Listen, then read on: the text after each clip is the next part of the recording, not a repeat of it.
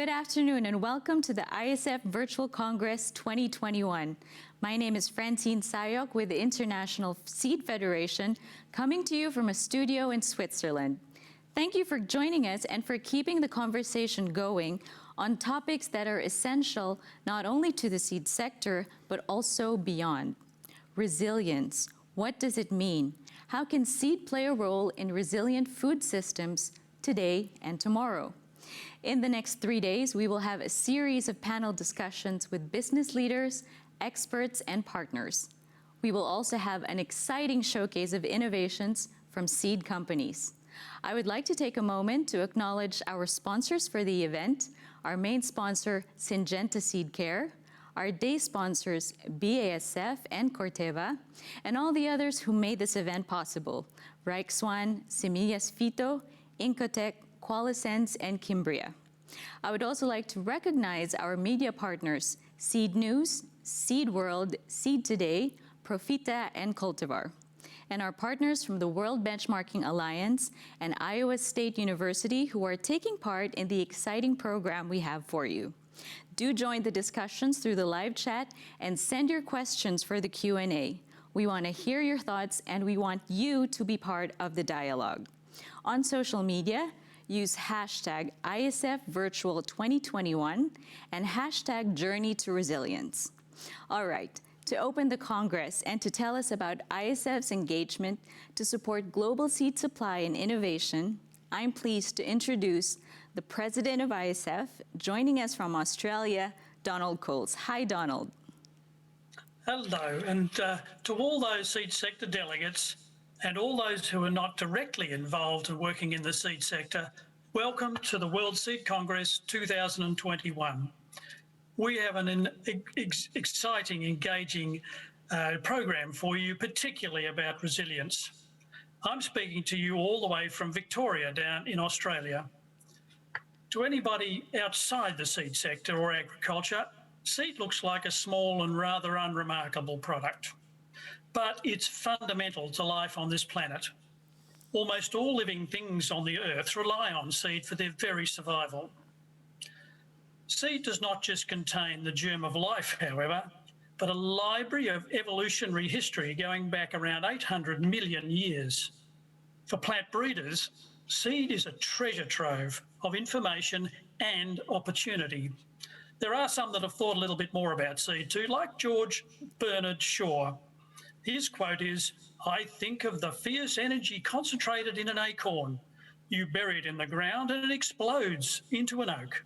Bury a sheep and nothing happens but decay." But there's much more to seed than just that.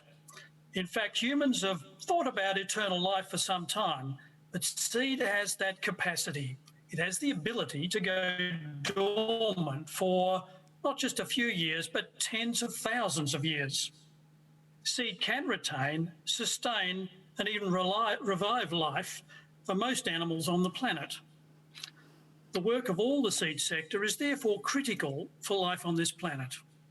The ISF is the organisation involved in all aspects of which seed is traded, maintained and informed.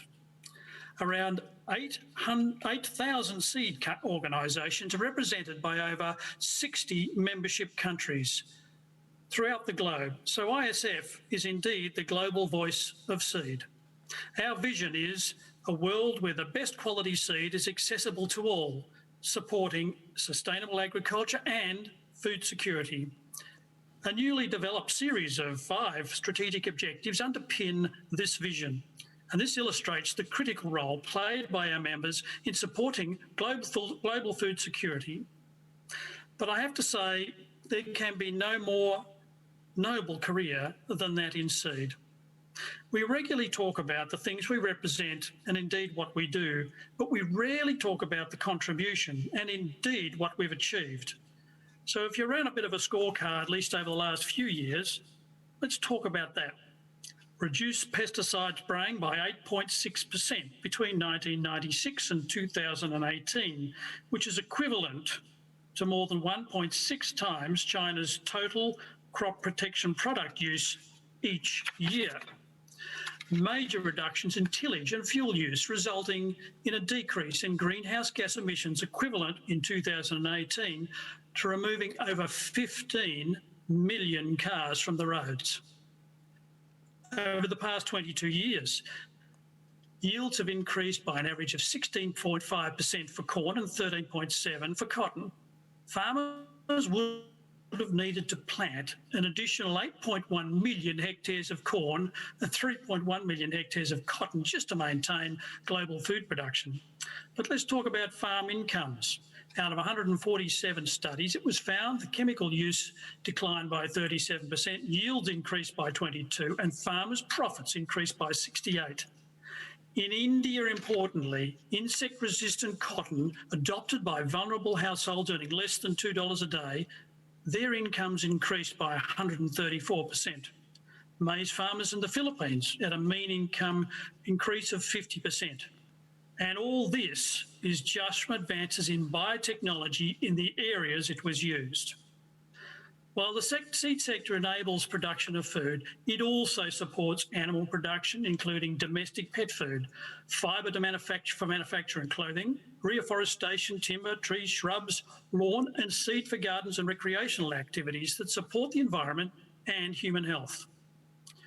ISF has been actively involved in the UN Food Systems Summit, which amongst many other activities has also listed carbon sequestration as a vital activity to support food production systems.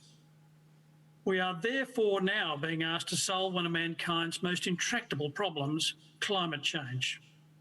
The way we will do this is by using seed to create plants with a root system that can absorb excess carbon dioxide from the atmosphere. We're all well equipped to take on this challenge, though, I'm pleased to say.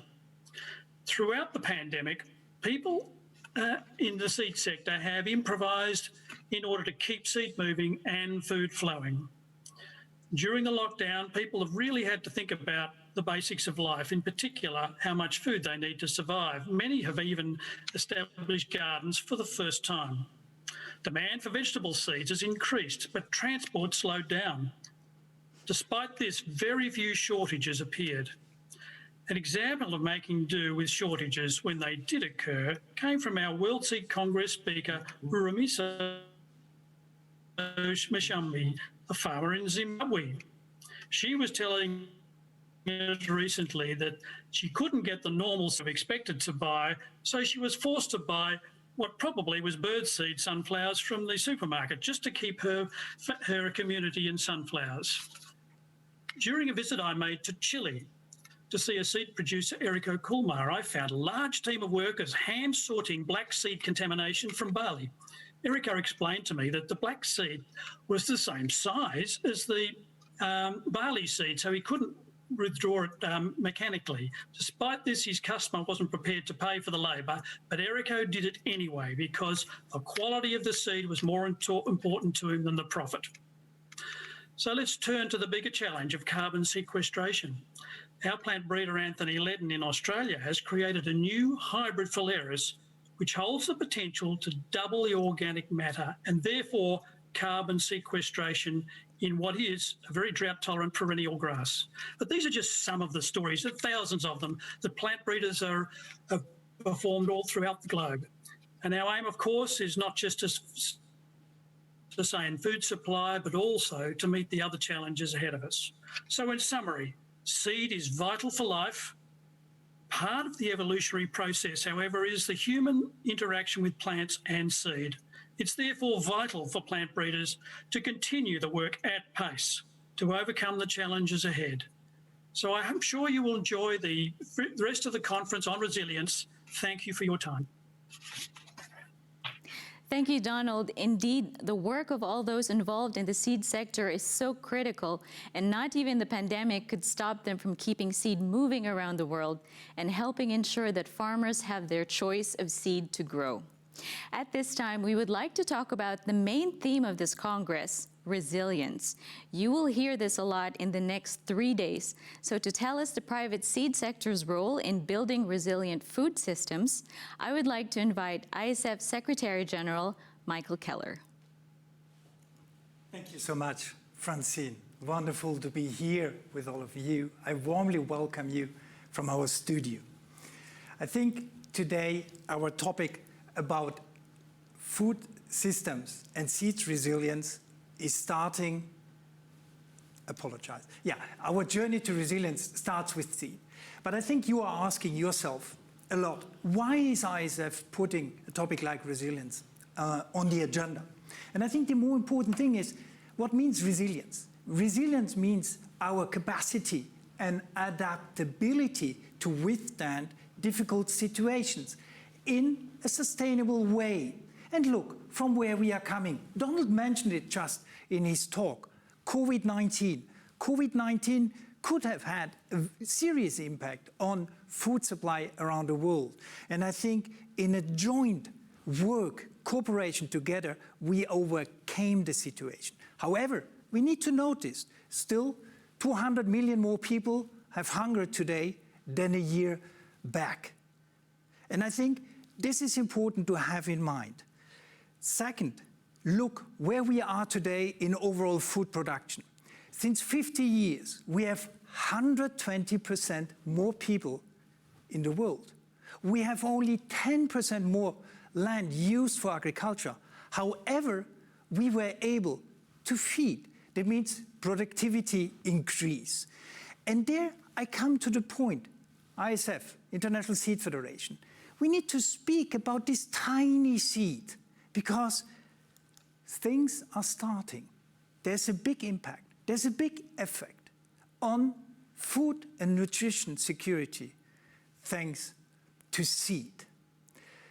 When you are looking in current discussions or in general, or also like Donald mentioned it, seed has a tremendous impact on our productivity. Recent studies showed in Europe, in the European Union, 75% of productivity increased since the millennium is coming from seed. You see this impact, and World Bank in a report some years back told us the most important input in agricultural production is coming from seed. We are not saying it's the only input, but many people, many studies are showing, like Donald mentioned, it's the most critical input in seed. Is seed to food production. Now you could ask you why I'm saying this, why I'm trying to bridge between seed and food security or food resilience. We are here in the year of the Food Systems Summit 21. Last year, UN Secretary General Guterres called for a summit. There was an urgency to discuss together on systems. When I'm saying systems, it's not a discussion about describing what are we doing. It's rather sitting together to find what are our shared values when we are speaking about food systems.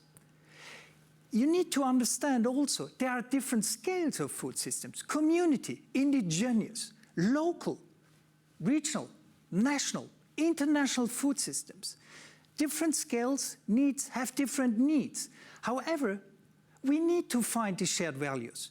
And I think we can all agree what is important: healthy, nutritious, but also more efficient and sustainable production to reach food systems. And I think this is the question today. Where are our shared values? And let me bridge this, because everybody is agreeing this is only one part. To do what? To reach the Sustainable Development Goals 2030. It's essential, because 9 years. Look, as seed people, we would say 9 years can be 18 harvests. Can be a little bit more, because in tropical, subtropical areas, you have several harvests in a year. That means, let's say 20 harvests to go to reach Sustainable Development Goals. It is now. We have to reach them by our discussions and agreements today.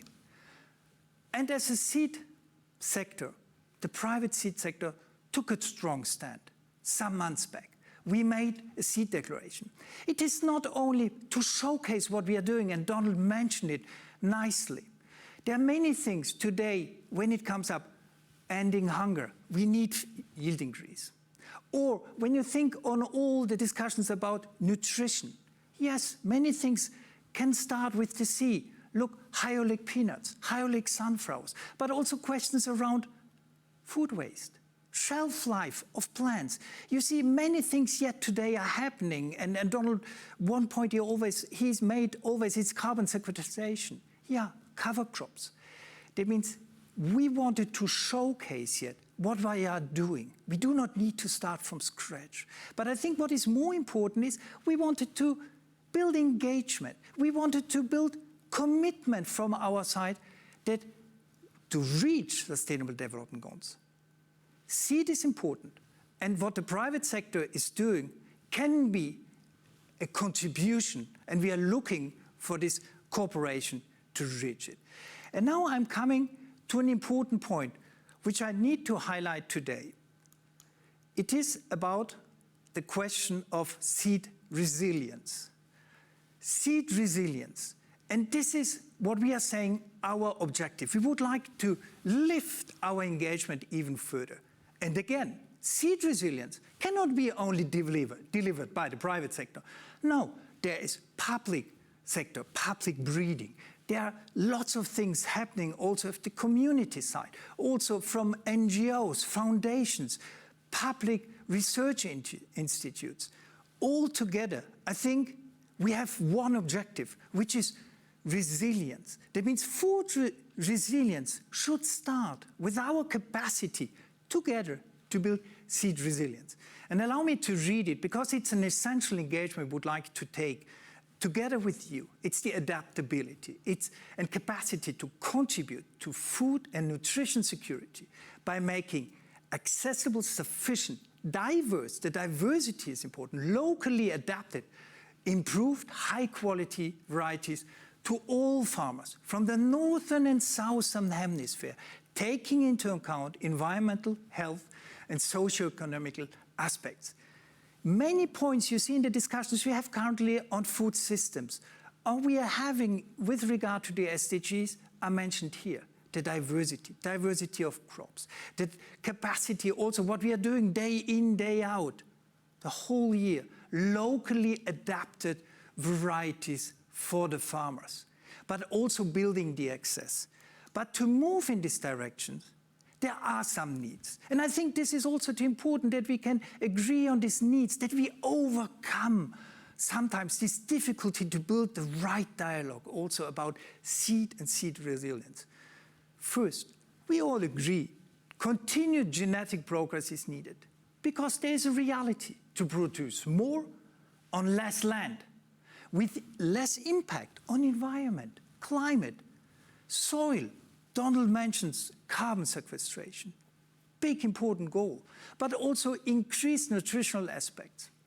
At the same time, and when you look, those who are involved in the United Food Systems Summit, incentivizing innovation, science innovation is recognized. But we need to encourage it more, diversify, and protect also breeding. I think this is essential for us, that we can engage also on further crops. And the third point, that's critical. We need to have a common understanding, international organizations, national governments, NGOs, private sector, on sustainable seed systems. We need to lift the debate. It should not be an opposition between current seed systems existing. We need to think on one seed system. There can be different layers for community seed systems, informal seed systems, or others. But we need to think about one sustainable seed system, adapted for each country in any case. And don't forget, seed trade is essential. There's no country independent. You will hear it during the next days about the importance of seed supply. We need to diversify and increase seed supply. And we need to create markets, and this can leverage experience existing on the ground. And don't forget, the farmers are in the heart of our work, day in, day out. We need to support them, also to build markets, to understand market needs. And there are topics today about also transparency, value chain, traceability. but also markets when we are introducing improved varieties can be in the Southern Hemisphere. I think this is our joint endeavor. These are the needs we should discuss together. And for this, we are taking today a couple of initiatives. And again, we are not the only solution provider.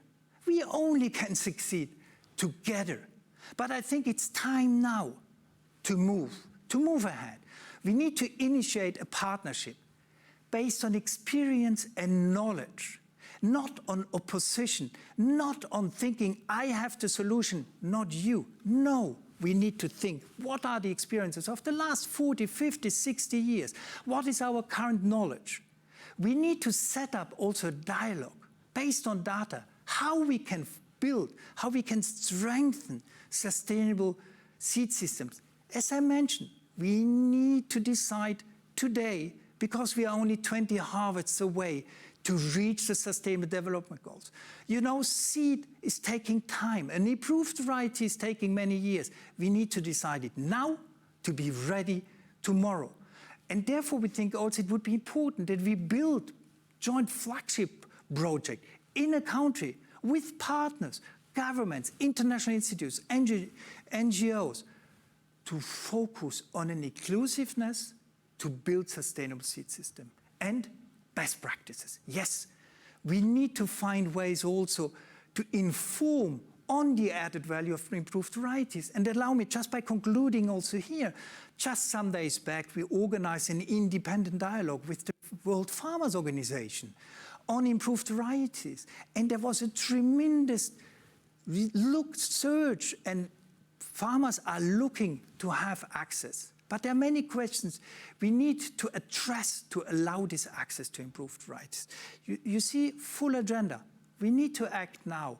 And therefore, today our call is, we maintain not only our responsibility to contribute to achieve Sustainable Development Goals, we are committing even further to seed resilience.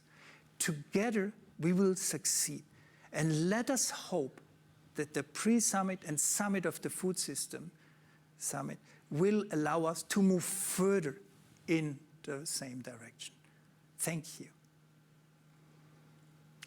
Thank you, Michael. And now we'd like to invite some questions from the audience. Please use the live chat to type in your questions for the speakers or any comments you'd like to share. We would very much like to hear from you. I'll start the Q&A. Michael, the pandemic has caused us to miss already 2 in-person congresses in the last 2 years, compelling us to shift to a virtual medium. In today's world where there are tons of virtual events happening at every turn, what makes this virtual Congress unique, and what can our participants look forward to? Thanks so much, Francine. I would never say that we do more or better than others. We just to try to find our way. And allow me, you remember those who were yet here with us last year, we had the first virtual Congress. We learned a lot during this virtual Congress. And throughout the year, we built also a new World Seed channel with webinars to build engagement.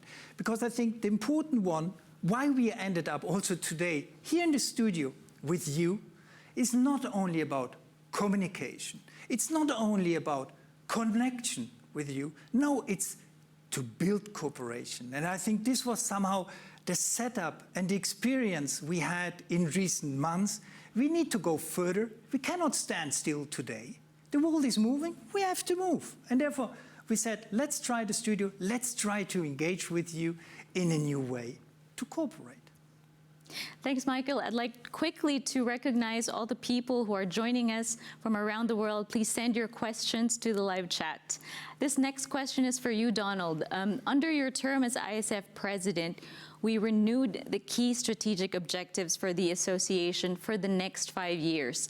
How does today's theme of resilience connect to the overall objectives of ISF? Thank you. That's a very important question, because the 5 key strategic objectives are all about underpinning the basics of what we all do, and that's supporting science. But it's not just about science. It's letting our plant breeders act in a way which can enable us to support nature. We're just here to give nature a helping hand. At the end of the day, the environment and the needs of the population and the animals throughout the world really are fundamental. So all of our key strategic objectives are aimed at that.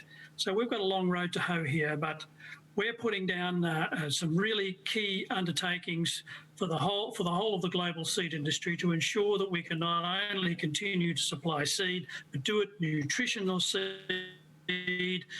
that's clean, that's free of diseases, and that is available to all, especially in developing countries. Thanks, Donald. Michael, at the start of the year, we launched a seed sector declaration that was signed by hundreds of seed companies and associations. And at the same time, our event today comes just a few weeks before the UN Food Systems pre-summit. Can you tell us what else are the upcoming events for ISF and its members during the next months?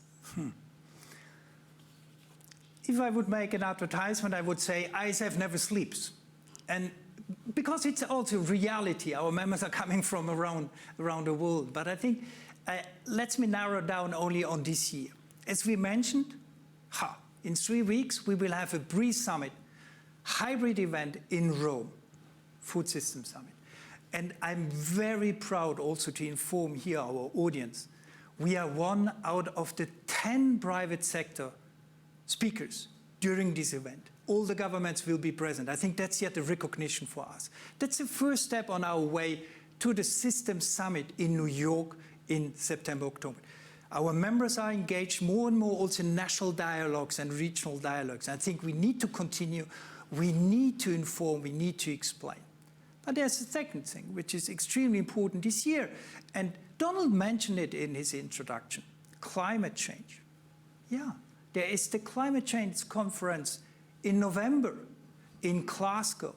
And here also with partners, the climate makers, with World Farmers Organization, we will engage, we will be present there. We will deliver not only what we are doing, but also we will show our commitment to go further during this important event. And I think I'm very happy also to inform our audience today, in November, early November, FAO called for a conference, which is called the Green Development for the Seed Industry.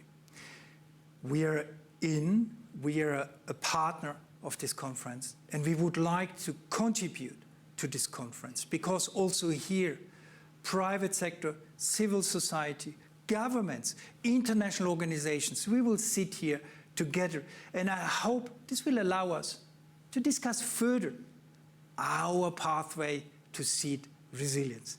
You see, Francine, a lot of things will happen this year. ISF will not sleep in the future, and I'm very happy now that we start our virtual conference. Thanks, Michael. That seems a lot to look forward to. We have time for just one more question, and I'd like to ask this to Donald. The beauty of this virtual event is the diversity that we can expect from our audience. Because it's virtual, it allows us to reach beyond our membership. To someone who is just getting acquainted with the seed sector or maybe unfamiliar with what we do and how we work, what is the most important thing you want people to take away and to remember about the seed sector? Oh, now there's so many important things about the seed sector, and I have to say, for a young person joining seed sector as a career, there is multiple disciplines which you can learn along the way. Knowing, of course, that, as I said before, you couldn't get much more noble career than one in seed. But everything from producing seed to breeding seed to processing to transport, the administration, sales, everything. There's a whole team of people that surround themselves in order to achieve the delivery of seed. There's a massive supply chain here. But most importantly, I have to say that really seed organisations wrap themselves around a plant breeder. They exist for the purpose of delivering for the plant breeder. Plant breeders are central to everything we do in order to deliver on not just our sustainable development goals, but the globe's. And for us, the seed sector, plant breeders are in it for life. It is a very long career. And I have to say, all of the plant breeders that I've met, there's one very important qualification they have, and that is that they are thoroughly decent people. So what a nice thing to be able to say about an industry as large as ours. Thank you. Thank you, Donald, and thank you, Michael, for joining me today. We have a very exciting program during the next 3 days of the Congress, so you have a lot to look forward to. Right after this, we will have our keynote speaker, Mr. Peter Bakker of the World Business Council for Sustainable Development. After that, we have our first panel on the UN Food System Summit and the many roles of seed. That is followed by the premiere of a podcast hosted by BASF called The Science Behind Your Salad. And to cap off today's program, we will be joined by the World Benchmarking Alliance for a session on transformational change from farm to fork. Tomorrow, we will start with a panel on international seed trade and COVID-19 with a keynote presentation by the OECD. Then we have our friends from Cimbria hosting a session to introduce the first plug-and-play processing plant. Do check that out. Then we have panel 3 on addressing emerging pests and diseases, where we will be joined by representatives of the private seed sector, government, and the academe. That will be followed by a panel discussion on the business outlook of the seed sector in Brazil, hosted by our media partner, Seed News. Then we have our main sponsor, Syngenta Seed Care, joining us here in the studio for a session called Celebrating the Past, Innovating for the Future. And to continue with the showcase of innovations, we have another sponsor, Qualisense, presenting us their technology in a session called More Data, Better Seed with Q-Sorter Technology. And finally, on Wednesday, we start the day with our media partner, Seed Today, hosting a session on gene editing regulation and global policy update. Afterwards, we have our friends from Corteva joining us here in the studio to talk about the future of food and ag, transparency, open innovation, and sustainability. Then, a keynote presentation from a senior counselor of the World Trade Organization.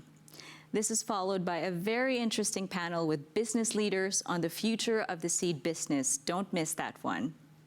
Our friends from Iowa State University are doing a film showing of Seeds, the Diversity of Wonder.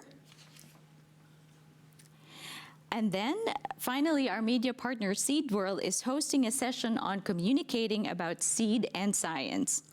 As you see, we have packed these 3 days with great content for you. It's going to be a real marketplace of ideas, so do stick with us. We have lots of good stuff in store. And now I turn you over to Claire.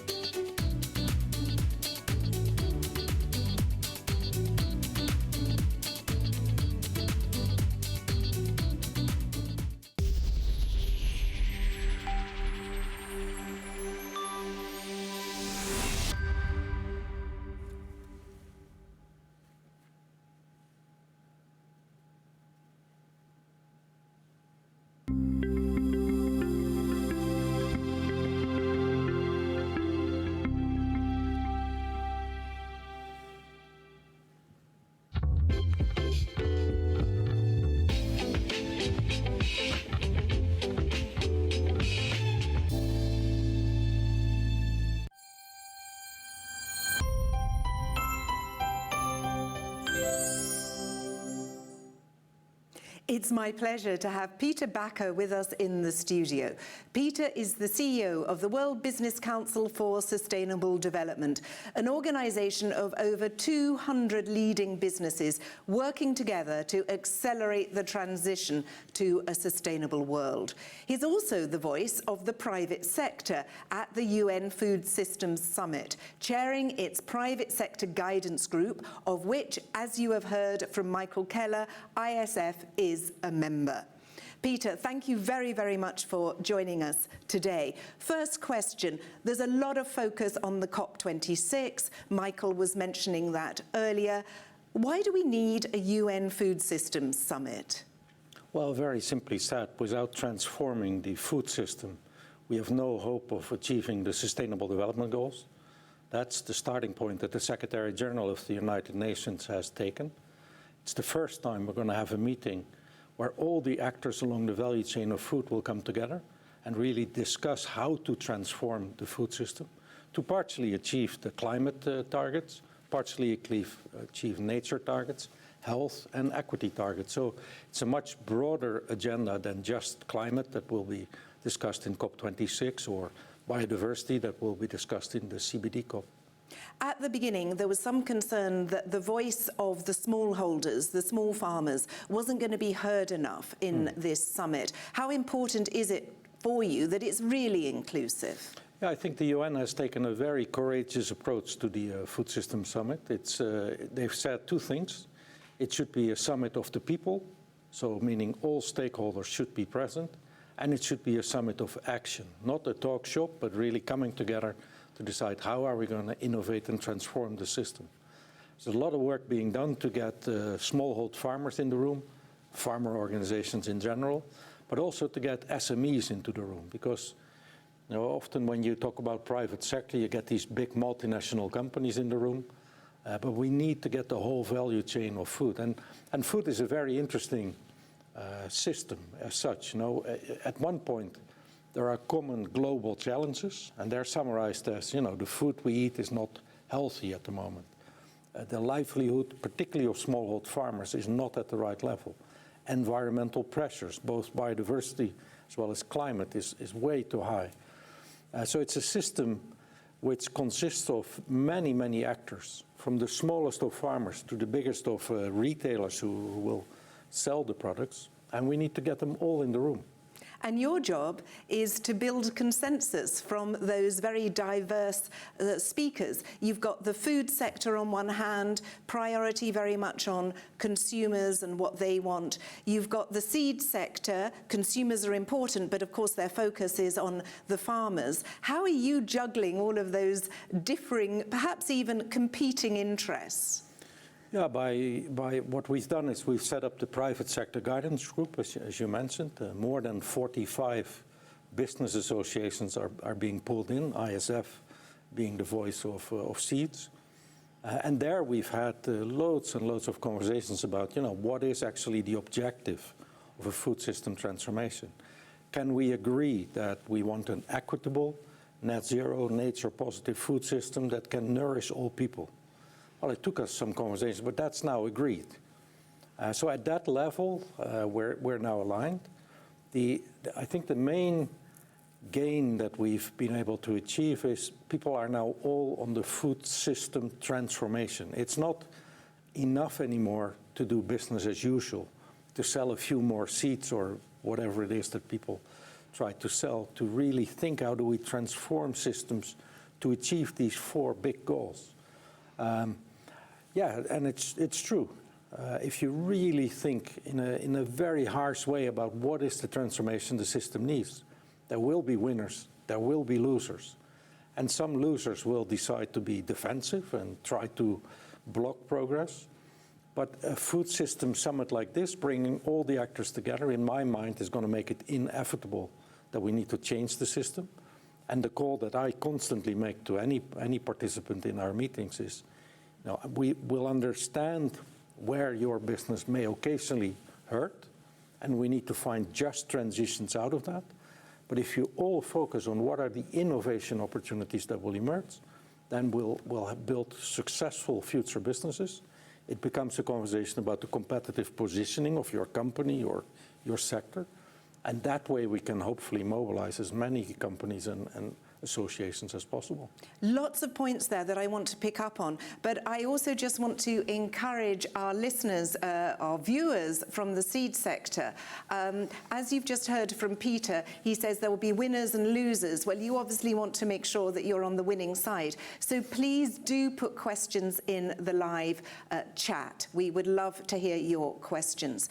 Just to come back to that point, what do people need to do to not be losers? Is it this mentality that it's not business as usual, or is there something else that they need to do? Well, it starts with recognizing that the business models people are in today need to be evaluated against these targets. So again, are you sure your business model is providing equitable incomes to anyone in the chain? Are we sure that the system will be nature positive and net zero? Are we sure that we grow the stuff that provides healthy diets to people everywhere, saves hunger, avoids obesity, those type of things? So that's a simple test. Is what my company is doing contributing to those points? The way that should work in business is very simple. You need to integrate environmental and social risks, the so-called ESG factors, into your enterprise risk system. So to see where am I exposed, where do I cause either environmental or social damages, but also the flip side of risk is always the same. If we're going to move to an equitable, nature-positive da-di-da system, are we seeing the opportunities that will bring? One of the nice examples for a group like ISF, we're going to have a much bigger proportion of plant-based proteins in the diets of people going forward. Well, plant-based sounds like it starts with seeds. So I guess that's a big growth opportunity for the sector. But then you need to understand, what is this proteins conversation about? How will it impact the feed on the one side for animals and the food on the other side for people? And how can I position my company as part of a value chain to benefit from those innovations? So animal feed companies, they've really got to watch out, you would say. If they don't want to become one of the losers, they've got to do something transformative, and perhaps in the area of green proteins. Yeah, and these are not black and white conversations. It's not like we're going to switch one sector off and the other on. We need to make sure that the animal proteins that we produce globally, that they are produced much more sustainably. And I'm not an expert enough to understand what that would mean for a seed player, but I can imagine that if you find new crops of seeds that are less water, use less water, or produce less methane, or whatever the impacts may be, then you can contribute to a more sustainable livestock production. That's one component that needs to happen and is happening as part of the food system. I was just going to say, because twice you've mentioned this term, I think we've all begun to understand what carbon neutral means, because there's been a lot of focus on climate change. But you were also talking about nature-positive agriculture. Yep. What does that mean? So there's three big challenges in the world. One is climate emergency, and that's where the need to decarbonize value chains comes in, and therefore net zero carbon. The second one is biodiversity loss is at unprecedented rates. The ISF type of reports, global targets for nature have come out. TNFD, the Task Force for Nature-Related Financial Disclosures, is coming up. So the next science-based targets that will emerge is, what does it mean for a business to contribute to a nature-positive system? And that's mainly talking about biodiversity loss. In the area that we're talking here, it has a lot to do with the soil quality. What can we do to improve that, to sequester carbon into the soil? What can a seed company contribute to that happening? And then the last big global challenge is mounting inequality. And there again, seed companies have massive solutions in my mind. If through your activities, through your innovation, you can help a farmer to improve its yield, i.e. to improve its income, give him a more diverse set of incomes. That will help the soil quality, will help the income, and you'll solve two problems in one solution. So at the summit, there's going to be a lot of focus on nature-positive agriculture. What about crop diversification? Because the UN, of course, is pushing for farmers to do that for nutritive values and also food security and environmental impact. Is that going to be a focus, as you see it, for the summit? Yeah, I think the words that are mostly used currently in the run-up to the Food System Summit is the whole push for regenerative agriculture, which means the monocropping will have to become more diverse, more sequestration of carbon in soils, repair of biodiversity loss. So that's absolutely the way forward. Because at the moment, of course, it's a well-known statistic, but I think a quarter of the world's greenhouse gas emissions come from the agriculture and food systems. So how can the seed sector contribute to that? Well, I'll up the ante for you. It's indeed the direct emissions of the agricultural system are about a quarter of the total emissions in the world. 78% of biodiversity loss in the world comes from the food system. So it's both this, it's a significant part of the climate challenge that we have. It's a massive part of the biodiversity challenge. And again, I think that's the one notion that I think ISF really needs to first understand and then embrace. It's fantastic that a sector like the seed sector is coming together, and I want to be part of the Food System Summit, and compliments to Michael and his team, and I'm really happy to welcome him in Rome in a couple of weeks to be part of those debates. But we cannot solve this challenge sector by sector. We need to redesign from the farm to the consumer and even beyond that to deal with the waste issues. So we need to think value chain, and therefore ISF as the voice of seeds really needs to also be part of. If any company, Danone, Nestle, say we want to go 100% regenerative agriculture, what does that mean down the line for the seed companies? What does it mean for the processing companies? You know, every part of that chain has to come up with answers. Michael Keller, he mentioned it in his opening remarks. They came up with a seed sector declaration, which was signed by many companies. Let me ask you for your assessment of that. He was matching what they were doing with some of the key SDG goals. Yeah, no, I think I've seen it. Again, I want to compliment ISF for being part of the conversation. I think it's a good starting point to look at the SDGs, because that's the language of the United Nations, and they are the host of the Food System Summit, so that's well done. I liked the part where they had commitments and where they had asks. I think it's strongly formulated, and assuming that all or most of ISF members will sign that declaration, it's a very important contribution to the private sector bringing a positive voice. When I read it completely, I tried to flip to one more page, which wasn't there, so maybe that can be done in the next iteration. And that is, you know, if we truly think end-to-end food system transformation, what are the innovations, the radical innovations that the seed sector could bring to this transformation?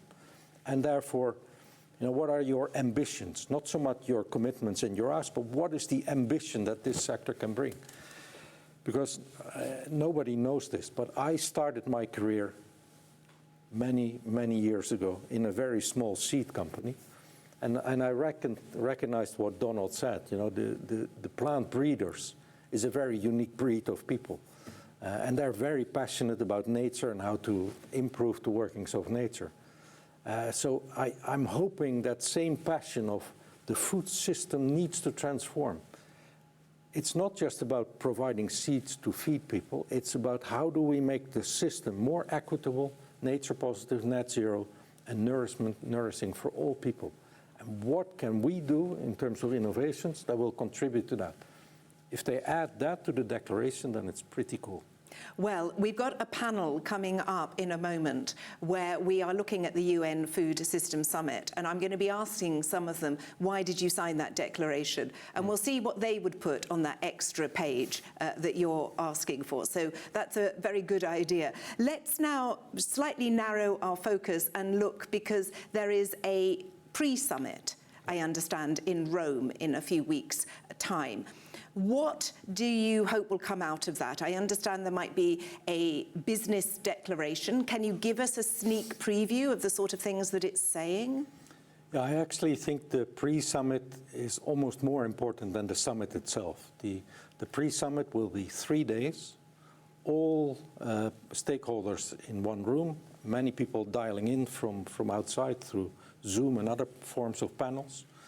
And that's really the opportunity to, A, for business to show its positive contribution, but to also discuss with ministers and other participants on how do we actually do this. So in the run-up to this pre-summit, we have been working in the private sector guidance group on a business declaration, a positive voice of business. We try to avoid writing it in a way that, we sounded like the UN trying to transform the system. So we've really talked about what are the contributions that business can make. The first one is science-based solutions, particularly around the whole nature-positive regenerative agriculture. The second one is about the investments and research that we can put in the whole value chain. And obviously, again, for ISF, the seed sector is an essential element into that. The third one is what can we do to improve the livelihoods of anyone in the smallhold farmers, but also the people in the processing factories. Anyone should be having the right to earn a living income. Then there is an element around what can we do to change consumer behavior, because some of our consumption patterns, particularly in the Western world, are just not healthy, and they're contributing to massive problems in healthcare costs and making the economies no longer viable in the long run. Then there is a point around creating transparency, and this is a very critical point. This is talking partially about the need for larger companies to disclose ESG, but a very big part is about the true value of cost. And that, to me, is probably one of the most interesting, challenging as well, outcomes that the pre-summit will discuss. And then the last point we make is whatever transformations are going to happen, from whatever part of the industry to whatever other part, we need to make sure that we create just transitions for all the people. We shouldn't leave anyone behind because something else might be better. Just picking you up on that true value of cost, can you unpick that a little bit? Yeah, there's a very damning set of numbers out there. The financial value, the annual financial value of all the food in the world, of the total food system, is around $10 trillion. Very, very significant economic system. The externalities, the things we do not price into the food system, i.e. the environmental damage that we occur, the health damage, the equity disadvantages we create, are $19 trillion. So here you are, collectively, we have P&Ls and balance sheets adding up to $10 trillion, and we're doing $19 trillion of damage. That's clear, that can't continue. So how are we going to deal with these externalities? And then the answer is, yeah, put them in the price. Well, that's not going to be that easy, because there's few politicians who will be willing to go back home saying, hey, I agreed in the pre-summit to double the price of food in my country. Not going to happen. So that's where the innovation is so important. So that's why any business in this sector needs to now ask themselves, if I innovate the seeds or the food or whatever it may be that you contribute to lower the environmental or improve the social aspects of my business, then these externalities will come down. The bottom line of it is, and it will be the first time this is being debated, and so there will be lots of political interesting conversations around it, but it's inevitable that we'll move to a true value of food. That's going to happen, and that's going to be the main driver for innovation, and that's going to reward the companies that get on board with this innovation faster than anything else. The UN has been saying that it wants to be a game-changing summit. What does that mean to you? Well, I think it's going to be game-changing in two ways. Normally, when the UN organizes summits, it's countries, governments that are coming to the meeting, and then business leaders are invited to do side events in the hotels around town. This time, all stakeholders, business, farmers, civil society, governments will be in the same room debating it. So that's, if you've never been in the UN system, that may not sound like much. For the UN, that's an experiment that they're very nervous about. The other big game-changing thing is, for the first time ever, we're talking about a system transformation. We're not talking about just climate or just biodiversity. We're talking about the whole complex of issues that we need to move towards. How much of your time has this been taking up? Because you're CEO of the World Business Council for Sustainable Development, as well as this. Well, let me summarize it as saying I should have put a little more thought in saying yes to the Secretary General. Because yes, it's obviously a big ask that wants to come out of this summit. And personally, what would you be pleased with that actually came out of it? Because we talked about this at the beginning, that there's always a danger, especially with UN summits, dare I say it, that they are just talking shop. So what would can you concretely say what you would like to come out of it? Perhaps even with your hat on as the CEO of the World Business Council for Sustainable Development. No, I think for me it's probably two things. You need to, whenever you go to these big summits where all countries in the world, many actors will be there, you have to be somewhat modest in your expectations. It's not that the summit itself will transform the food system. But what it will do, it will for the first time make everybody who's there, whether physically or online, aware that we need to transform a system. It's no longer incrementally improving your part of the business. The whole thing needs to change. And the second thing I really hope to bring out, and I think, that's where a declaration like the one of ISF is really useful. In the food system, the trust in business, and I think that applies to the seed sector as well, is very low. Business is seen as, just interested in financial gains, not always serving the goals of the people. I really hope that we can bring a positive voice of business, that we can show the innovation power that we have, and our understanding, our joint understanding of the four big goals that are being set. It just makes me reflect on the pharmaceutical industry, and there were some question marks over big pharma before the pandemic, and then we've seen with the innovation of all of those technologies, it is really, yes, an opportunity for redemption for them. There's a question that's come in from Petra Jorash from the European Seeds Association, Euroseeds. Completely agree to science-based solutions and innovation that can contribute to a more sustainable food system, but there are strong voices that oppose science and technology to sustainability, specifically in the Western world. How can this be brought together?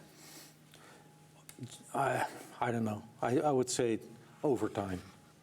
I always draw the parallels of any conversation we have in sustainability to the world of climate change. In 2009, the world came together.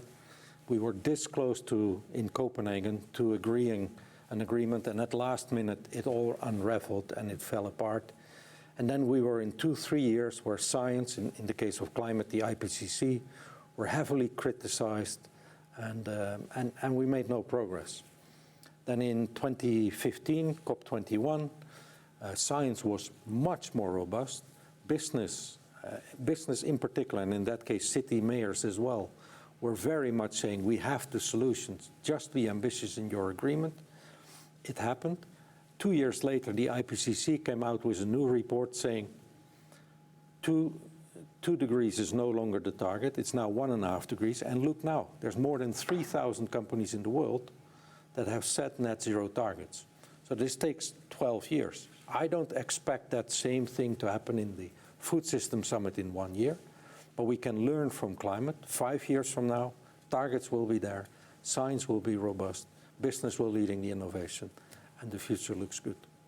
Peter, I think that's a very good note to leave this conversation on. Thank you so much for explaining so clearly where we are and where we need to be. But I think that message very much is it's not business as normal. It needs to be transformative.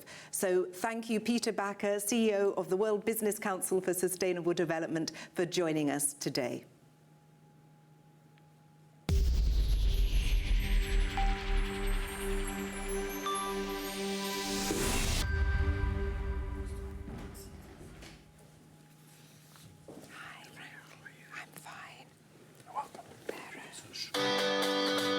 Hello.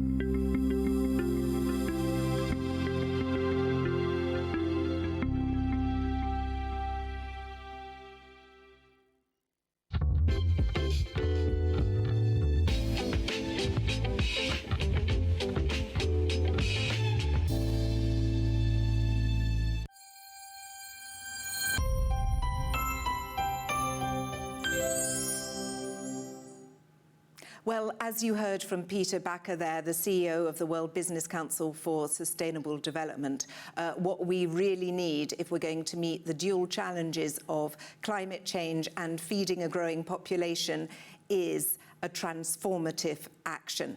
So welcome to our high-level panel on the UN Food Systems Summit and the many roles of seed. As we heard from Peter, the summit in September is really a unique opportunity to accelerate private sector action to transform food systems. Many of the speakers in this panel are working with Peter to make sure the voice of the seed sector is heard during the discussions. And they've also signed a declaration drawn up by the International Seed Federation, which outlines the seed sector's contribution to the Sustainable Development Goals.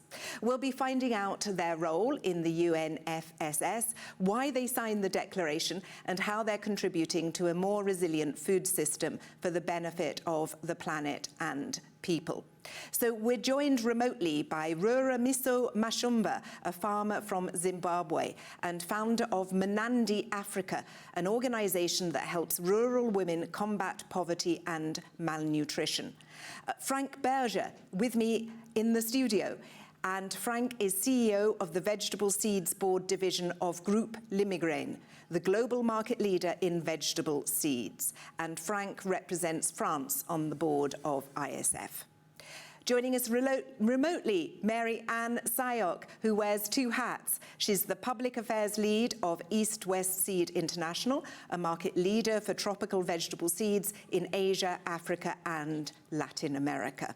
Francine is also the president of the Philippine Seed Industry Association.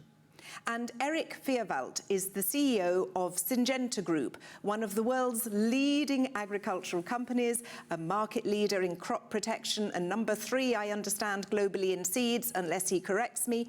He's also chairman of the Syngenta Foundation for Sustainable Agriculture. So I really want to thank everybody for joining us today. So let's start with the discussion on the UN Food Systems Summit. Frank, to you first.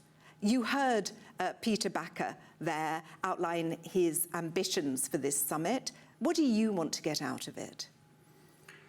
Well, before maybe I tell what I want to get out of it, I would like to say that it is very interesting, a chance actually for the private sector to be able to be a part of this discussion. When we heard about food systems, there is an S behind it, which shows that actually there is not only one system, but as many systems which embrace agricultural inputs, production of food, transformation of food, and consumption. And I think we can translate this also to the seed sector, because there are as many seed systems across the globe as there are food systems. And I think the recognition at the UN level of this wide, I would say, array of systems and of actors in this system is also very important. Our sector is diverse, and we have here a unique opportunity to show that diversity at the UN global level. And what would you like to come out of this summit? Well, I would like to come out that the very important role of seeds is recognized as a major actor of this transformation. Actually, this long transformation that has already taken place over the past decades towards improving the crops for the benefits of the farmers and globally for the benefits of the consumers and society. Marianne, let me go to you and ask what you would like to see come out of the UN Food Systems, as Frank has just said, summit. Yeah, thank you, Claire. The UN Food Systems Summit is a great opportunity for countries and the private sector to rethink agriculture with a food system approach in mind. There is a long list of game-changing solutions that came out of the various dialogues. And I would like to see a coalition of action for multi-stakeholders, government, business, civil society, NGOs, academia, and farmers' organizations to transform the food system. Although there are no binding agreements among countries, I want to see declarations of commitments put into collective action and hold each other accountable for implementation and monitoring. One example of this is the National Food System Action Hubs, where I would really like to see food system actors meet on a whole-of-nation approach and drive positive change. Thank you very much, Marianne. Let me ask Eric Vierwald, CEO of Syngenta, what you would like to get out of the summit.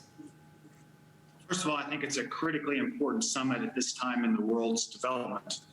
With climate change driving weather extremes that are making things incredibly challenging for farmers around the world.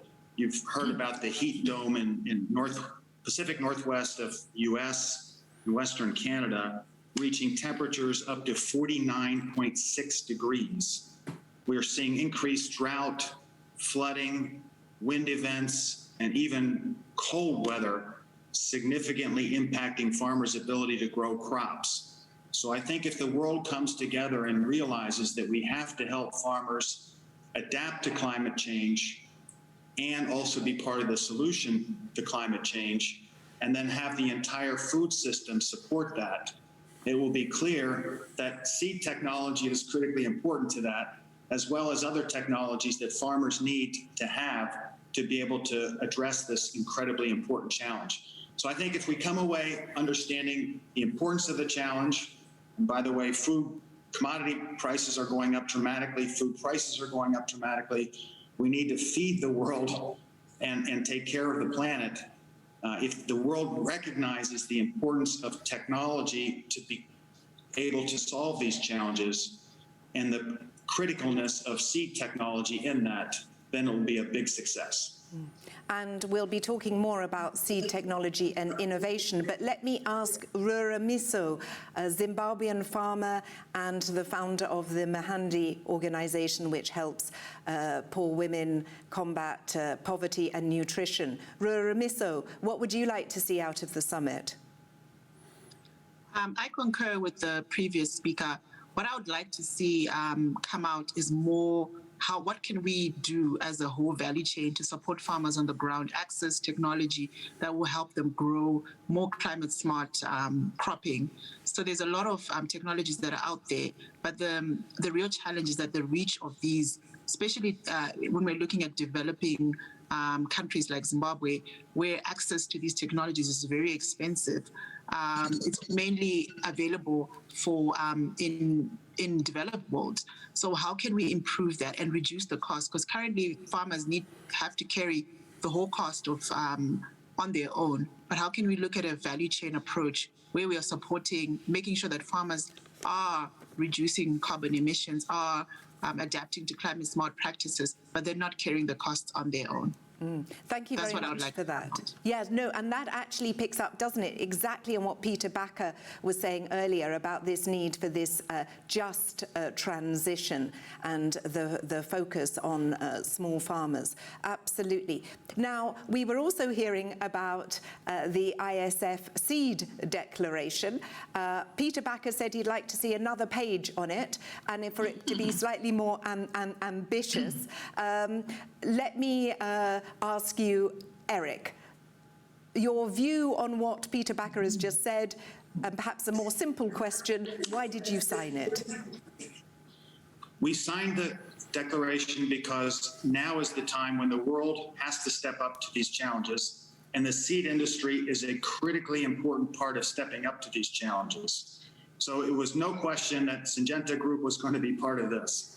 However, we also agree with Peter Bakker, we're very engaged with the World Business Council for Sustainable Development, that it needs to go beyond this declaration, that we need to not only become carbon neutral, in fact, carbon positive in agriculture, capture the CO2 from the air and put it into the soils, but also protect biodiversity, lift up everybody in the value chain, including the poor smallholder farmers around the world, and also help consumers access healthier, better tasting foods that are also better for the planet, and let consumers make the choice to buy environmentally friendly foods. If we do that, we will solve this crisis.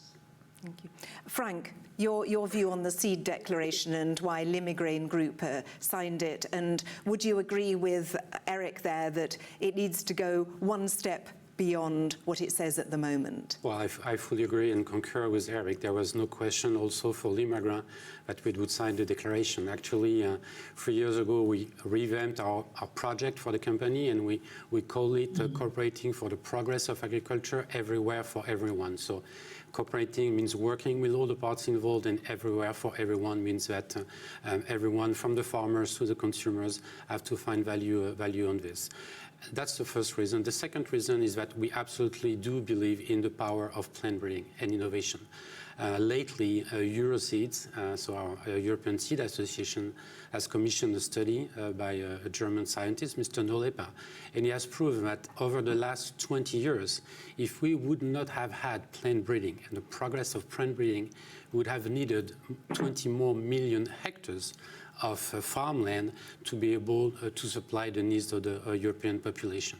So it is this power which we absolutely need to continue leverage to be able to meet the challenges ahead, the climate ones, the population one, and the quality of food one.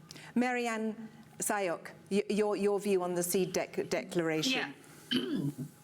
So Eastern Seed and also the Philippine Seed Industry Association signed the declaration because, well, I agree with what Eric and Frank. Sorry, Frank. It's difficult. He's in the studio with me, so it's easy, but he's remote for you.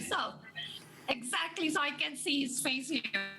Anyway, because it highlights the valuable contribution of the seed sector in the food system and in achieving the Sustainable Development Goals. We have seen in Michael Keller's presentation earlier that seed is the vital starting point of crop production and is central to food security and rural development. So giving farmers access to quality seeds will enable them to produce safe and nutritious food, improve their livelihoods, and reduce poverty. But to support the private seed sector's contributions to the SDGs, there is also a need. So let me just highlight the asks of the private sector. The need for the adoption of harmonized and science-based regulations for seeds, allow free and efficient movement of seeds, and also conservation, and sustainable use of plant genetic resources. All very important issues for the seed sector. Let's look at crop diversification. The UN is advocating for more of this for reasons of nutrition and food security and environmental impact. At the moment, I understand that 60% of the world food supply is from just 3 crops, rice, maize and wheat. So they're asking for more crop diversification. Rrle, let me bring you into the conversation as a farmer. What is the view of farmers on crop diversification, and do they see any challenges or concerns in actually executing this on the ground? Thank you. So looking at crop diversification, as farmers, we see that as an added advantage, because when you monocrop, you start having low yields. But when you do have a crop rotation, especially after bringing in a cereal and then bringing in a legume, you're likely to improve your soils and you get higher yields. So I would say farmers would want to crop diversify, and as long as it's with a crop that that is high value, that they're able to make a profit out of. The challenge is when you have to diversify with something that might be environmentally friendly but doesn't have a return on investment for the farmers, because now the question is, are farmers willing to grow something and not make any money, which most farmers, at least here in Zimbabwe, would not be willing. But like we found, when farmers rotate something like maize and then they grow soybean. Soybean is very high value in Zimbabwe, and it's a leguminous crop which adds nitrogen into the soil, and it improves yield, and also it's got a good price return on investment for farmers. So that is a good crop rotation for farmers to rotate with their cereal. So that's those sort of crops. Even our beans, our local beans, also have a high return on investment for farmers. So farmers would rotate with those crops. I think maybe the challenge would be that the lack of information, but diversification definitely is an added value for farmers. What about locally adapted crops? Do you see that there's value, there's financial value and markets in having improved varieties for those? Yes, absolutely. So I grow some indigenous grains in Zimbabwe, but one of our greatest challenges right now is that we are unable to get certified seeds for those local varieties. So usually they are more labor intensive to grow, as in there's not so much research, at least that I've had access to, in terms of the indigenous grains, and there's not so many certified. So we use a lot of recycled seed. Our yields are low. There needs to be a lot of improvement in terms of even the seed, looking at how can we grow, because some of the seed, even processing it is difficult. So I think they would definitely, it would be an advantage, because a lot of them are drought resistant and very good, especially for in times of climate change and challenges of rainfall. But the greatest challenge again is that there isn't a lot of companies that have taken them up and certified them, and also just improved on their quality so that they're able, so that we can process them more easy. So most of them is a really manual labor intensive process. Rrle, you're on the right panel, because we've got the leaders of some seed companies. Let me ask Frank for your response to what Rrle was saying about the lack of what she needs. Yes, actually, I think the seed companies globally already breed for a large number of crops. At Limagrain only, we breed for 55 different crops, be them staple crops or vegetables, and most of them are actually intended for local markets. Actually, local is the name of the game in seeds. You cannot do anything really proper if you are not trying to make local adaptation. Now, what Rrle maybe is referring to is the lack of organized circuits and organized systems locally for a certain number of crops. And this is where actually partnerships come to play, and where the private sector together with the public sector, but also the local communities, the farmers' cooperatives themselves, can come together to bring solutions to this lack sometimes of certified seeds or quality seeds in certain areas. And Marianne, because East West Seeds works a lot on this, so what are you doing to get these sort of seeds to farmers all over the world? Similarly, East West Seed, in fact, introduced the market-oriented plant breeding in Southeast Asia, and we developed hybrids and improved varieties of locally adopted vegetable crops. At the moment, we work with 60 tropical vegetables and about more than 970 varieties. And these are local crops that are grown and marketed widely and preferred by consumers. And we promote the crop diversification, intercropping with vegetables, especially in areas where monoculture crops such as rice, corn, and coconut are grown. We do this through our knowledge transfer program in partnerships with NGOs and local governments, where we organize farmer field schools, demonstration areas, and farm business schools, so that farmers would be able to learn both the technical side of producing and also some entrepreneurial skills.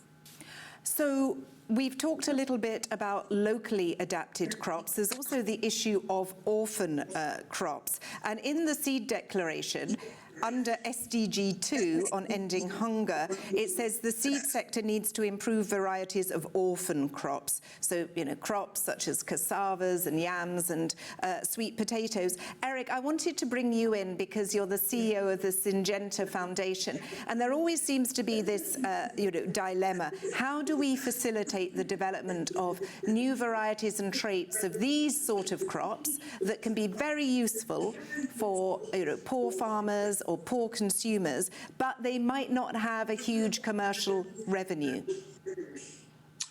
Great point, and a very important question. So in Syngenta, our company focuses on crops where we can make money today. Now, we train a lot of smallholder farmers, and it takes years to bring them up, but we focus on developing seeds and advancing seeds that are commercial. With our Syngenta Foundation, which we support every year with significant funding, we have the Syngenta Foundation that partners with other companies, other organizations that bring important capabilities like AGRA, the Gates Foundation, Swiss Development Fund, and the German Development Fund to bring capability to crops like cassava, teff, sorghum, millet, to make sure that they're getting good genetics, good seed care products to protect the seed, and helping the farmers to get access to these seeds and grow them in a way that's successful for them, that they can earn a living, and also do it with sustainable practices. We say regenerative agriculture practices. So really important that this happens. Syngenta, as a company, reaches many millions of farmers, but through our foundation, we reach many pre-commercial farmers with the approach to orphan crops that are important for them locally. So I would really like to encourage the audience, do submit questions in the live chat because, you've just heard the expertise that we have in this discussion, a very varied expertise from East West Seeds, Limagrain Group, Syngenta, and we're really hearing from Rrle about what it's like to be a farmer on the ground. So please do submit your questions. And let's just go back to this seed declaration, because under SDG 13, it was talking about improved varieties to help farmers combat climate change. And I think it would be nice just to get a bit of a snapshot from Rrle on climate change. Just tell us, how is it impacting farmers in Zimbabwe? Climate change has been very difficult to work around. Last year was one of the first years we've had good rains, but the previous 3 years we had very terrible droughts. Would have sometimes the season would come to an end early, or the season will start late. So when the season ends early, sometimes crops will still be at pod filling stage, and that means that they are not able to reach the full cycle for the farmer to get a yield. So we've had a lot of incidents of that happening to many farmers, and that meant loss as well, because a lot of farmers do not have any irrigation ability. So most farmers depend on the rainfall. So it's really been a very challenging time. I'm just handling climate change and understanding it. We definitely need a lot of technology for us to be able to access weather stations, which will help us to be able to predict the changes in the climate. Also, the seeds need to be designed ideally to be able to cope with the shorter seasons, but still give high yields, because traditionally short season cropping have produced low yields. So there's a lot that still needs to be done. Well, you've got a very captive audience here, Rrle Miso, about not just improved seeds, but other technologies, even including weather monitoring systems that you were mentioning there. Eric, if I can ask you to respond to what Rrle Miso has just said, but if we focus on seeds, you might want to talk about weather systems. Please do, if that's something that Syngenta offers to farmers. But then let's look at these climate-resistant seeds and what you're doing. So over to you, Eric. Yeah, what's really interesting is this is a horrible challenge for the world, the climate change and the weather extremes. But it is an opportunity for seed companies to develop technologies that farmers want and need around the world. So we give you one example. We have something called artesian corn, which is a leading drought-tolerant corn.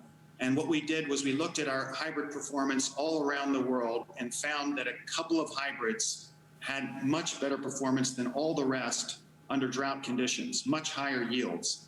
And we're able to find the genes that made that happen and then breed those naturally into products all around the world. And now one of our highest selling corn products is artesian corn that has this trait. So that is one example of growth. We've got a number of others that I'll quickly hit on. We've got Yum tomatoes, which we've developed, our breeders developed to taste better, to be healthier, but to also have longer shelf life. So there'll be less waste, and they're selling like crazy. We have Enogen corn we sell in the United States, which is actually a GMO corn, but it makes the maize more available for animals to eat. So cows eat 5% less corn and gain the same weight. Dairy cows eat the same amount of corn and produce 5% or more dairy, more milk production. And there's 5 to 15% less greenhouse gas emissions. So these are just a few examples of products that we've developed that are our fastest growing products because they help farmers adapt to climate change, deal with weather extremes, but also reduce their impact on climate, reduce their carbon footprint, which the food companies and consumers are demanding. And in fact, in China, we've got something called MAP, Modern Agriculture Platform, where we teach farmers regenerative agriculture practices, and we provide them these modern tools so that they grow products with less carbon footprint. Then we put the MAP, we call it MAP beside logo, on the food product, and we're now on 30 food products in China on retail, and a QR code that allows the consumer to scan the code, see a picture of the farmer who grew their product, and the sustainability data. Consumers want to buy sustainably grown foods. And this is the future of foods, where if we can let the consumer know what is sustainably grown, they will buy it. And then that drives value for and also increased profitability for the farmers that grow sustainable crops and the whole value chain, including the seed producer. So, Eric, thank you very much for outlining some of the things that Syngenta is doing on climate-resistant traits and varieties. I think it's only fair that I should ask the other companies to say what they're doing too.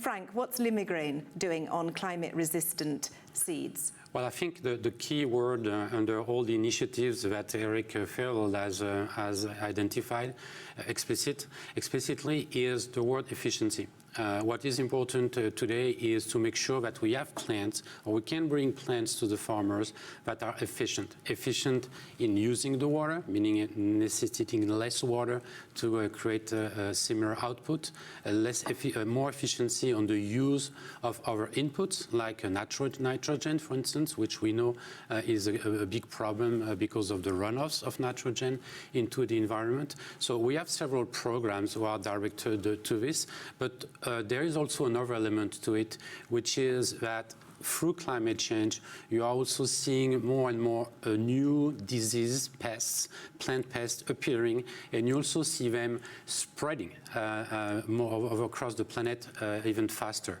And at Limagrain, particularly in the vegetable, we dedicate a lot of resources, and the actual number is 34% of our total R&D expense is towards building up natural resistances in plants so that they can defend themselves.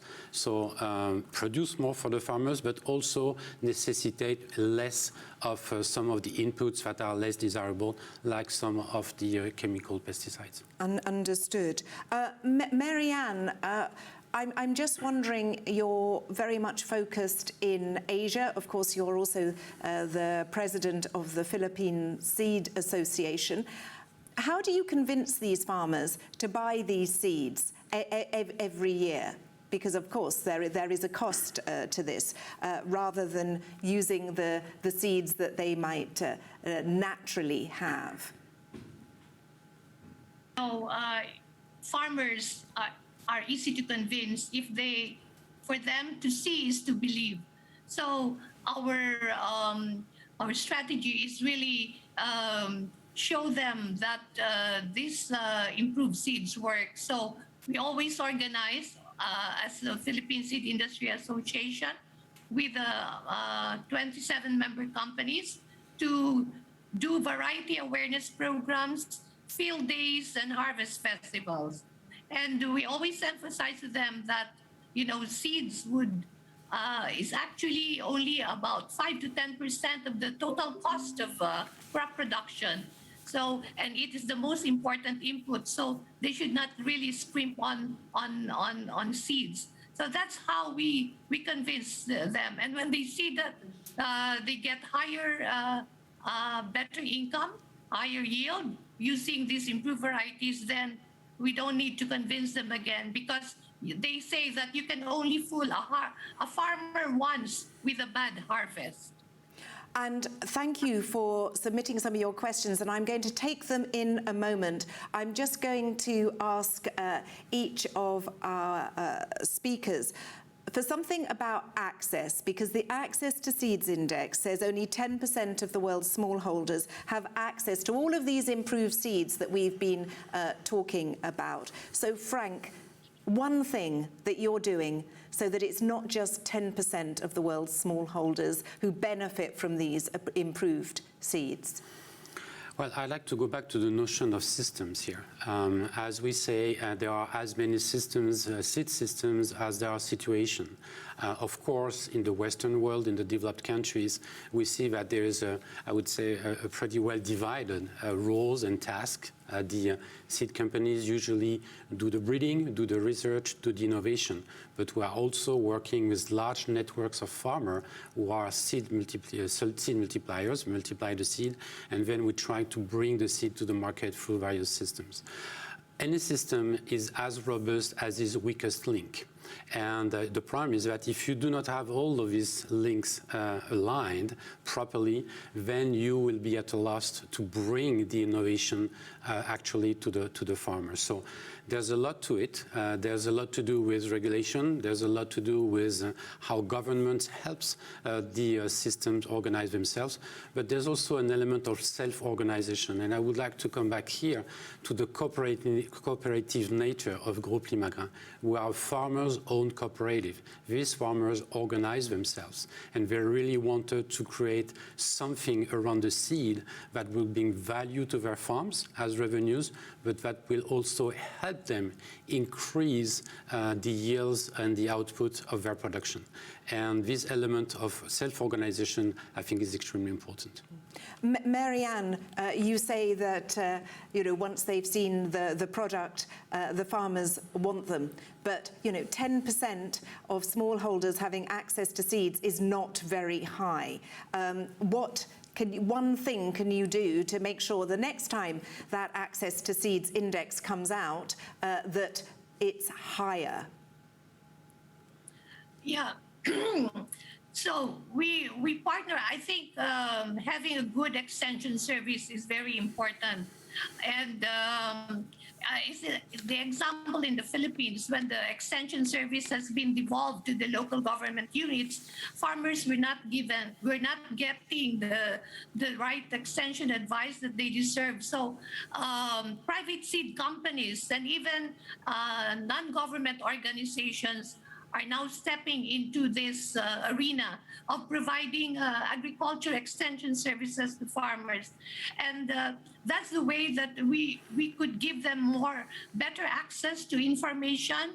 Also, even helping them market their produce after we've given them the training, link them to the market, and also encourage them to just continue planting, no? Because sometimes the weather changes really is a big hindrance. But most farmers, once they see that they have gotten a good profit from one planting, then they would continue to the next. Let me ask a question that's come in here from Michelle Carlson from Sweden. Yes, Eric, I was going to you, but please jump in, say what you'd like to say, and then I've got another question for you. Yeah, I think that this question is really, really important because we can't have the world fed with 10% of the smallholders getting access to technology. So I think it's really important that we as companies bring the technology and governments put in place with us the right regulatory frameworks to allow the technology to come. But let me give you 3 examples that we're working on with partners, and as Frank and Marianne talked about, really critical to come together to help farmers access these technologies. But one in Africa is called the Farm to Market Alliance. And it's a partnership with the World Food Program, Agro, Rabobank, Bayer, Yara, and Syngenta. And there we're putting in place agro-entrepreneurs, people that can help farmers to access these technologies, but then also to access markets to be able to sell, aggregate the demand so that they can sell their products. This is going on now in Kenya, in Tanzania, and Zambia, and we'll go broader in Africa as we have more success and create a model that works. And we want to bring in more partners to this. And in India, we've got something called agri-entrepreneurs that we do with Tata. We've trained over 5,000 entrepreneurs, young, energetic Indians that want to go out and help smallholder farmers get access to inputs, but then also to be able to sell their products and help them not just grow rice, but when they harvest rice, grow vegetables and make more money, more profits, and provide more food for the Indian people. And then our third program is what I described in China called MAP, where we're going to smallholder farmers in China, and with agronomists at every MAP center. We now have 400 MAP centers. We have 4 agronomists per center that teach the local farmers how to farm with modern tools and give them access to modern technologies that step change their yields and their profits, and by the way, protect the environment much better. So these things are happening. I think there are many examples around the world. What we need from this Food System Summit is to hear the good stories, lift them up, and have more people joining them to scale them much bigger and get that 10% towards 100%.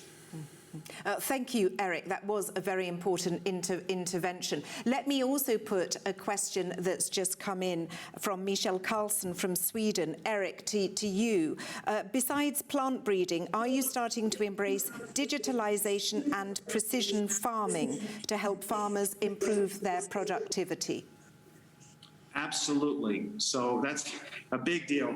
So the big data was how we got our artesian corn. We were able to look at hybrids all around the world, and without the big data approach, the digital capabilities, we wouldn't have spotted the drought-tolerant genes that we were then able to naturally breed into corn hybrids around the world. That's one example. There are many other examples, but also on the crop protection side, we're working with partners to develop see and spray technologies, where you use digital imaging to see where there's a pest, a disease, an insect, a weed, and you spray where it's needed, not general spraying, which saves the farmer a lot of money, helps protect the environment, and make sure that the yields are protected. We also keep developing better seed care products, and we do this by digitally understanding what's going on all around the world and what seed care products can best protect the seed. And then finally, we have a big initiative in biologicals and natural occurring products. For example, seaweed extracts that are like vitamins to plants, that you put them together with the seed, you help the plant grow stronger and better resist diseases, insects, and grow bigger yields. So digital technologies are helping with all of this, including helping us to provide better agronomic services to farmers, when to plant, when to use crop protection, when to fertilize, when to harvest.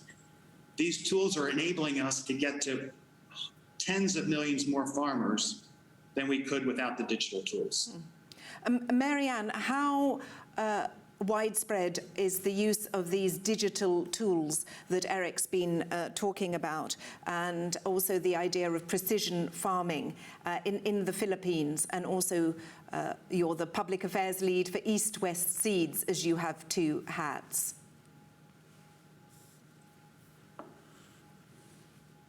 Oh, and if you'd like to unmute yourself. Okay. Yeah, thank you, Claire. For the Philippines,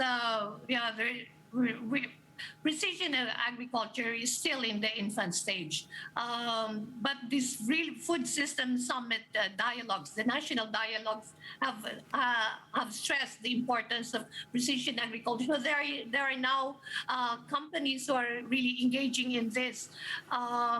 They talk about also use of digital tools in breeding, and even providing better extension services to farmers. Also digital tools in monitoring seed production. So this is becoming more, I think the government is also supporting this. There are startup companies which are supported by the government, and companies who are going into offering digital platforms. So this is something that to watch out for in the Philippines. And another question that has come in, if my iPad would work, and I saw it, and it was from Mike Lumina. And if anybody has got the question, because it was on intellectual property, but I only just quickly looked at it. So if anybody can tell me what that question is, but I think it was something about, can we talk about intellectual property and genetic resources? Please correct me, Mike, if that's wrong, and we'll see whether the iPad with the questions can work. But Frank, intellectual property and genetic resources, give it a stab. Well, I give it a stab, yes. That's a vast question, actually, Claire, intellectual property and genetic resources. I've got the question exactly. Mike Gamina of Rice Tech, definitely a member of ISF. How does intellectual property rights for seed genetic developers fit into this conversation? Yes. I think it is extremely fitting. You know, there's a series of considerations here. There's a number of international treaties, the CBDs and the ITG-PRF, the International Treaty on Plant Genetic Resources, which are in place. And actually, we are part of the conversation of making sure that there is a benefit-sharing system in place that comes out of this treaty, which still is not in place. So there is a provision for this. That's the one. The second piece of it is intellectual property. R&D, we didn't speak about numbers, but R&D in the seed sector is expensive and intensive. On an average, we spend, I would say, about 15% of our revenues are actually put back into R&D activities. So having the right systems all over the place to be able to identify, recognize, and protect intellectual property are important. You know, there are two basic systems in place. There is the patent system for certain types of traits or inventions, and then there is the COV, which is under the UPOV convention, the recognition of the intellectual property rights on varieties with an exemptions for the breeders, so that we can have a continuous improvement on a genetic basis, which is made available to breeders for farmers. Do you expect any of this to move a step forward at the CBD, which could well happen in Kunming in China in the autumn? I am not an expert, and I do not know exactly what is on the table on the CBD, but what I know is that the seed sector is actually very attuned to the coexistence of the patent system and the UPOV to make sure that intellectual property is properly recognized, but also that on the other end, through the CBDs and the other treaties, the rights of the farmers and the rights of the countries are also well recognized. Eric, let me throw this one at you then on intellectual property rights for seed genetic developers. Your thoughts? Let me take it in two pieces. One is Syngenta is very committed to helping lift up the 10% number we talked about before. So we donate intellectual property through our foundation for seeds for smallholder farmers, low-income smallholder farmers. One example is something we call, our Syngenta Foundation calls AAA maize in India, which is drought tolerant, has good genetics, and we've donated it through the Syngenta Foundation to small seed companies in India to provide to smallholder farmers in India. So that's one example is providing intellectual property to help lift up the 10%. The second is it's critically important for Syngenta, for Limigran, for East West Seeds, Bayer, Corteva, BASF, for all of us, for thousands of seed companies, to have our intellectual property protected globally.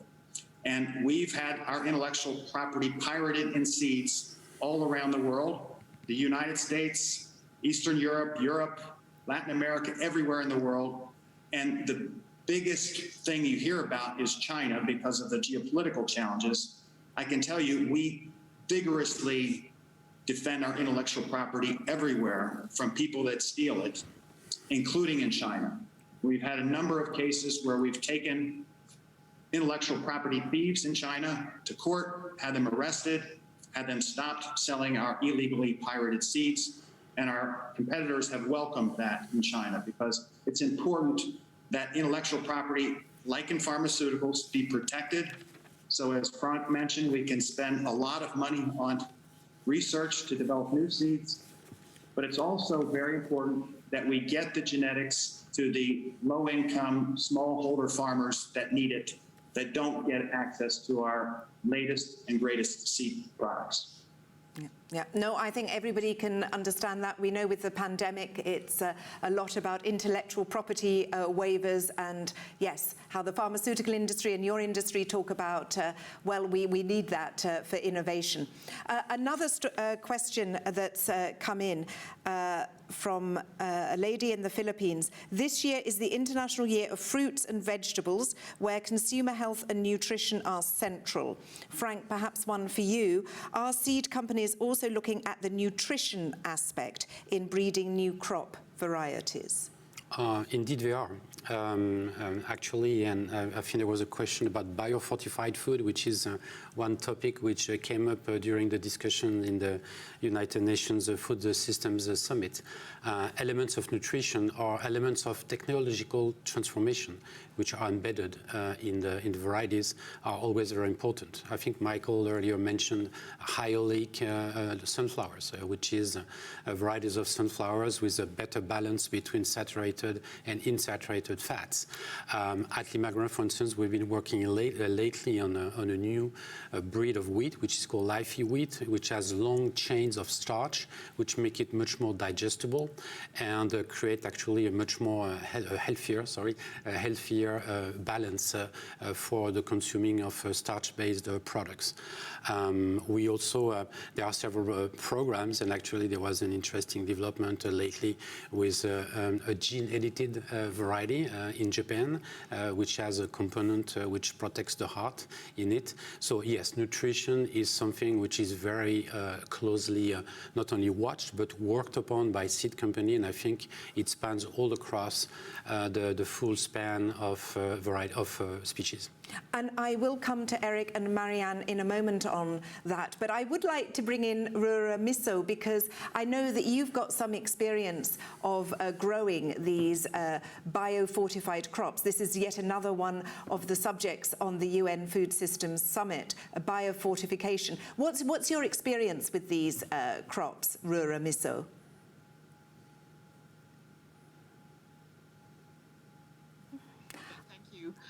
So we grow biofortified beans, and what we have found is that the yields are much higher in biofortified beans in comparison to our normal beans, our traditional beans, and they taste nicer. So consumers really want to be able to buy these biofortified beans because of they also cook faster. So our traditional beans take a long time to cook and use a lot of electricity, and at the moment electricity is quite expensive and not always available. So these beans are definitely a good option for farmers. So lots of farmers are really interested in growing the biofortified beans. Also, on top of that, there is the addition of vitamin A, zinc, and iron in the beans. So I am an advocate for biofortified beans as well.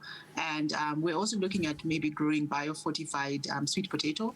At the moment, the planting material is just new in the country, but not that available. But as more of it is available, we'll be able to grow it more. And definitely, I can imagine biofortified sweet potato being much tastier than some of the potato varieties we have. So there we are, a thumbs up on biofortified seeds. Eric, to get some idea of what you're doing about the nutrition aspect in breeding new crop varieties. Let me give you 3 examples. One is in tomatoes. I mentioned the Hume tomato. We've increased the antioxidant level in the Hume tomato. We've also made it taste sweeter and better so people will eat more. So not only will they get more antioxidants, but they'll eat it more often because it tastes better. And we've extended the shelf life by a week, which is a big deal in the tomato industry, as you can imagine. So that's trying to hit multiple elements of sustainability. In strawberries, we've developed a strawberry process in China where we're able to work with farmers to grow strawberries and then sell them in Hema stores. These are Alibaba stores the next day. So they're picked very ripe, sold the next day, very fresh, great tasting, no additives, no colorants, anything, very natural.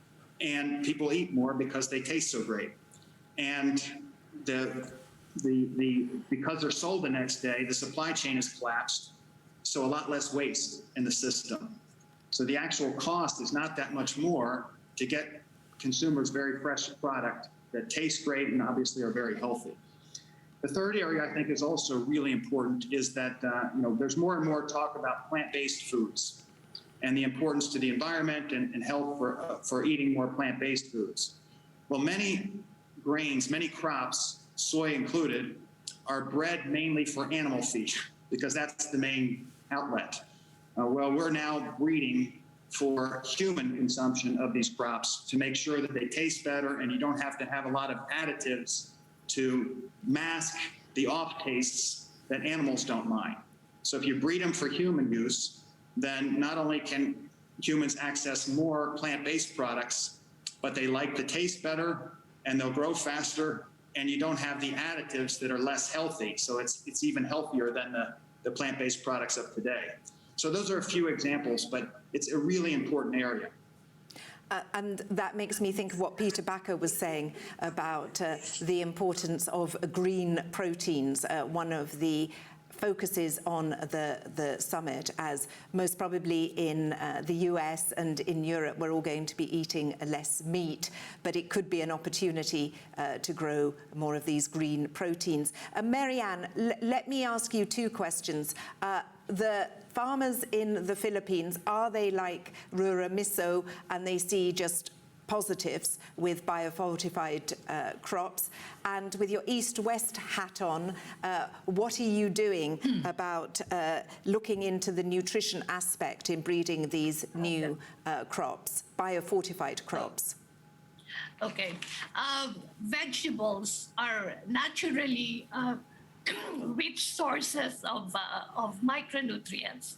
That's why I think biofortification, farmers are not really looking for biofortified vegetables, but at ISF Sweden we breed like better vegetables, better quality, fruit quality, better tastier, more tastier tomatoes, so that consumers would eat more vegetables. Because if they eat more vegetables, then they get more of these nutrients, these micronutrients, which combat hidden hunger. And apart from that, of course, equally important is having vegetables that are affordable and accessible all year round. So then let me go back again to the importance of teaching farmers better agronomic practices so they could actually optimize the genetic potential of improved varieties. So that is really the objective of the knowledge transfer program of ISF Seed. So better agronomic practices plus quality seeds would mean higher productivity and higher income and better nutrition for them. Frank, you mentioned it in one of your answers, of course, gene editing, which is seen as a tool for improving yields, improving varieties. Slightly stymied a couple of years ago with a European Court of Justice ruling. The European Commission has come out on a study. What's your take on where this is going for the seed sector industry? Well, I think globally, gene editing or new genomic techniques, I mean, there's a host of words to describe it, is an incredibly powerful technology, which is being used in the human medicine sector. And we think it does have applications that are worthwhile exploring in the area of plant genetics. So we do see for the last 2 or 3 years that regulations are being designed across the globe in various shapes and forms, but globally with the tendency that no very stringent regulation should be applied on the vast majority on gene-edited products. I will not go into the technical details here. What we are seeing is that the study or the recommendation by the European Commission at the end of April really is a turning point, which is reopening the gates towards a revamped regulation in EU that will help bring this technology in time. I'm not expecting, and none of us here is expecting to see this resolved in the next 18 months or so, but we think that there will be an adapted regulation, science-based regulation, that will help bring these products to the market because they have a lot of promises into them. Thank you. And we've got 2 more questions that I would like to pose to our distinguished speakers. Perhaps, Eric, with your hat on as the CEO of Syngenta Foundation. One from Joe Okot from Kenya. While considering the economic return, what are some of the strategies likely to be used to overcome low purchasing power, especially among smallholder farmers in developing countries? First, just a quick correction. Simon Winter is the CEO of the Syngenta Foundation. He's a tremendous person that's spent a lot of time in Africa and knows much more about these things than I do. I'm the chairman of the foundation and CEO of Syngenta Group. But having said that, this is critically important that we lift up smallholder farmers that are pre-commercial, that are just getting started, that need to find ways to make enough income to grow their business. And I've personally been on the ground in Africa and saw a farmer by the name of Jonathan, who we helped to become a better rice grower. We're able to, through these efforts, multiple collaboration efforts, get him better rice seeds, and then help him sell those seeds, help him access to the marketplace.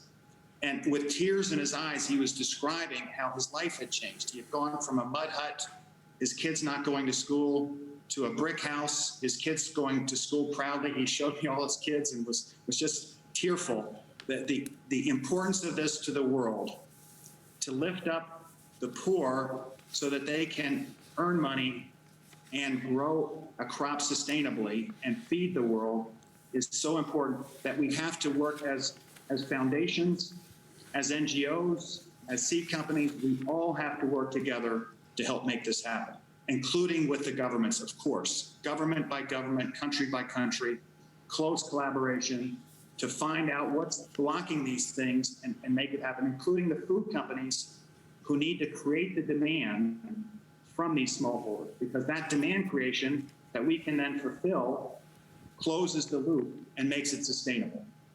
And Eric, in perhaps 30 seconds, because I want to end with hearing from Rrle Miso, a quick question from Ganesh Raika of India. Do seed companies have any program in partnership with governments to support access to quality and affordable seeds, like some subsidy programs? Eric. Absolutely.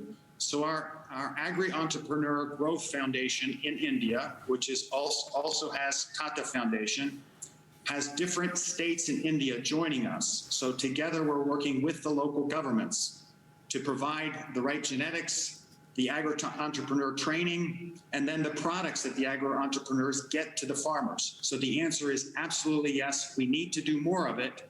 And I promise you, Syngenta, Limigran, the rest of us are all willing to do that. Rrle Miso, I would like to ask you, you've been listening to this discussion. What more would you like to see from the seed companies to help smallholder farmers like yourself? 30 seconds, it's most probably a much longer list, but just to conclude our program. I think I lost network. Can you please repeat that question? Yes. You've been listening to the discussion. You've been seeing and hearing about some of the innovation, some of the challenges from the seed sector. What more would you like from the seed sector as a smallholder farmer? Okay. What I would like from the seed sector is for them to not only just work on access to the seed for the farmers, but look at also the other holistic challenges that farmers are facing, and then offer like a more comprehensive solution. You know, farmers, yes, I understand the purpose of the seed company is to sell seed, but if they look at also what are the other challenges, the challenges of climate change, can they also offer some of their maybe consume or their clients or customers something like even options of like weather stations that they can input in different communities? Maybe this will do with what Syngenta is doing with their foundation. So maybe those sort of looking at the other various challenges that farmers are facing, because seed alone would not solve the challenge that farmers are facing with climate change, but there needs to be a more holistic approach. So that's quite a big ask, but yeah, I was asked to say anything, so here it is. Thank you. Well, we need to do big asks because we've got big challenges, and I think that many of the subjects that we've been discussing will come up at the UN Food Systems Summit. And as Peter Bakker said, it may even be the pre-summit where the voice of the industry is going to be very important, that is even more significant. So I would like to thank our speakers. Let's hope I get the titles right. Eric Vierwald, CEO of Syngenta Group, Rrle Mashumba, farmer from Zimbabwe and founder of Minandi Africa.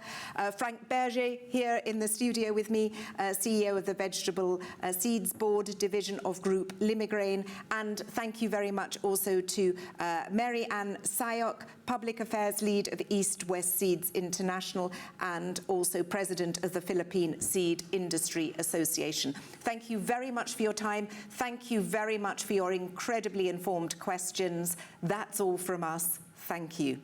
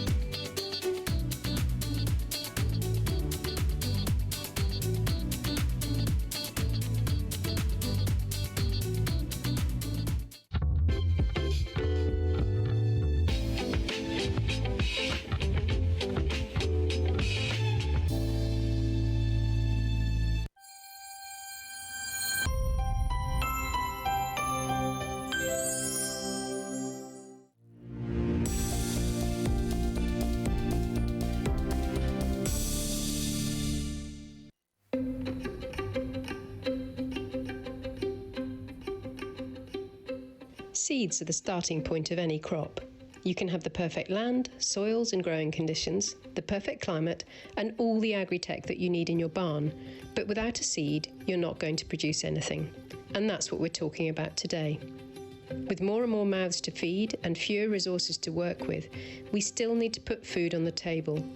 And our journey to resilience begins with the seeds. Healthy seeds is the starting point of healthy plants, and the seed applied technology is of added value in this endeavor, joint endeavor with the farmers. Seed treatment, that's not only a topic for corn or maize. No, that's a topic for wheat, that's a topic for soybean, that's a topic for sorghum, that's a topic for rice, for millet, for vegetables, onions, tomatoes. You see the diverse range. Yeah, I think it's a science and an art. And sometimes I say it's a fairy tale that it all works so well together, but it does. My name is Jane Craigie. I'm an agriculturalist, a traveller and a marketer. And today we're going to hit you with some amazing facts that will stop you in your tracks as we take you deep into the world of seed treatments. My knowledge of seed treatments is fairly limited, and so I'm going to speak to someone I know to get the basics before I get started.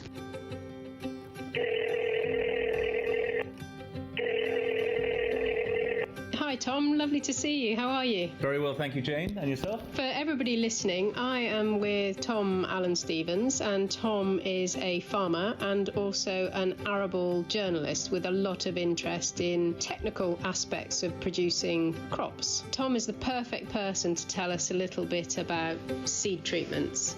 So Tom, what do we need to know about seed treatments? It's an element of protecting the crop. So when you put the crop into the ground, it's one of the most important parts of your crop performance. You need to do everything you can to get a successful establishment. That's what the farmer's after. And a seed treatment is an incredibly important part of that, because there are so many bugs and various fungi and so on that can destroy the seed. And if you haven't protected it, then it can very quickly just kill the whole seed. And you've lost your seed, you've lost your plant. You can treat the seed and treat a very, very small part of the field with a very, very small amount of chemical, and that protects your entire crop. You cannot get more precise than that. I think it's something like, is it 80% of your productivity is decided in that first week when you establish your crop. A crop well sown is well grown. It's so important to get that initial establishment absolutely correct.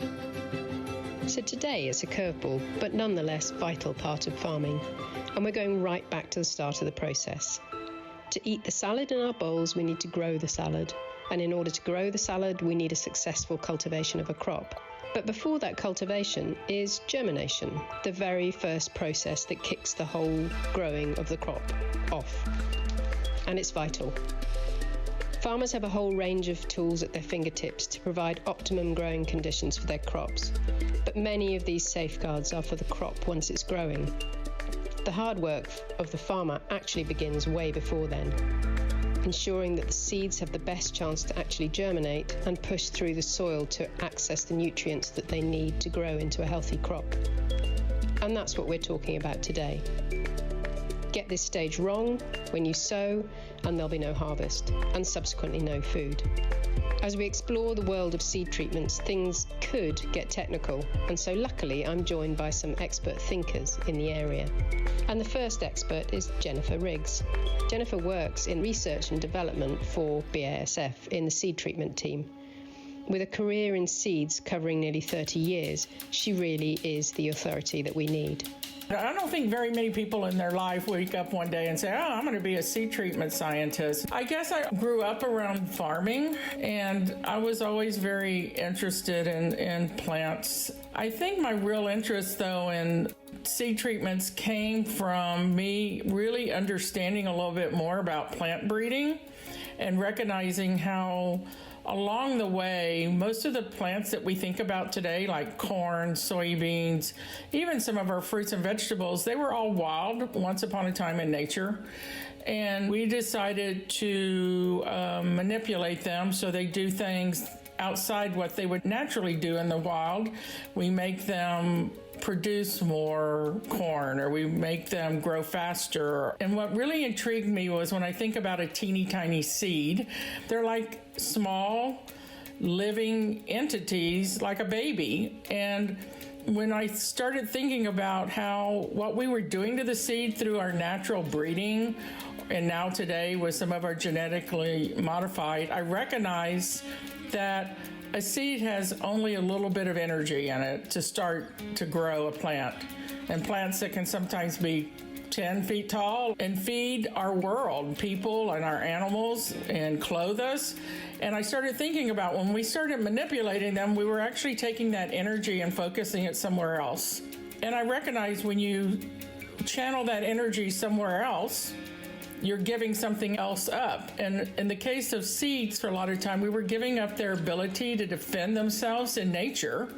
So their defense mechanisms were being altered by taking energy away from that. And I felt like seed treatment, what we were doing and applying to protect against diseases and insects, gave back a little bit to that seed, that what we took away from it.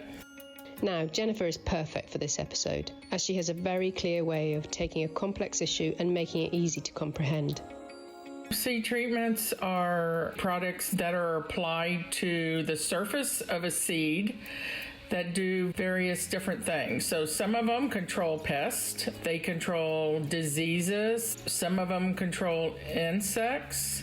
Some things we apply to the surface of the seed, considered seed treatments, are products that help promote germination or early plant growth of that seed as it germinates.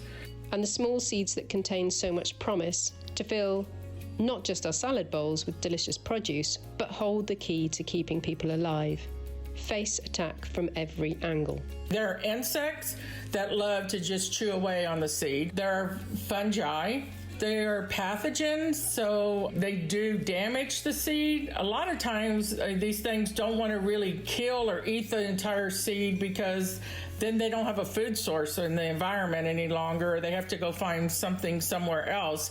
And microbes can't move very far. They're not like you and I that have cars. But yeah, there's insects, there's fungi, there's bacteria that what I would consider eat the seed. And then there are the nematodes, tiny, tiny worms that are pretty incredible. You can have good and bad nematodes. The bad ones do damage to agricultural crops. But there are so many of them. In fact, one mind-blowing fact for you, 4 out of every 5 animals on the planet, because nematodes are classed as animals, are nematodes. Nematodes can't survive without the plant. They can't feed, they can't reproduce, so they cause damage to the plant. As they take nutrients away from the plant, they reproduce in the plant and they produce galling and things.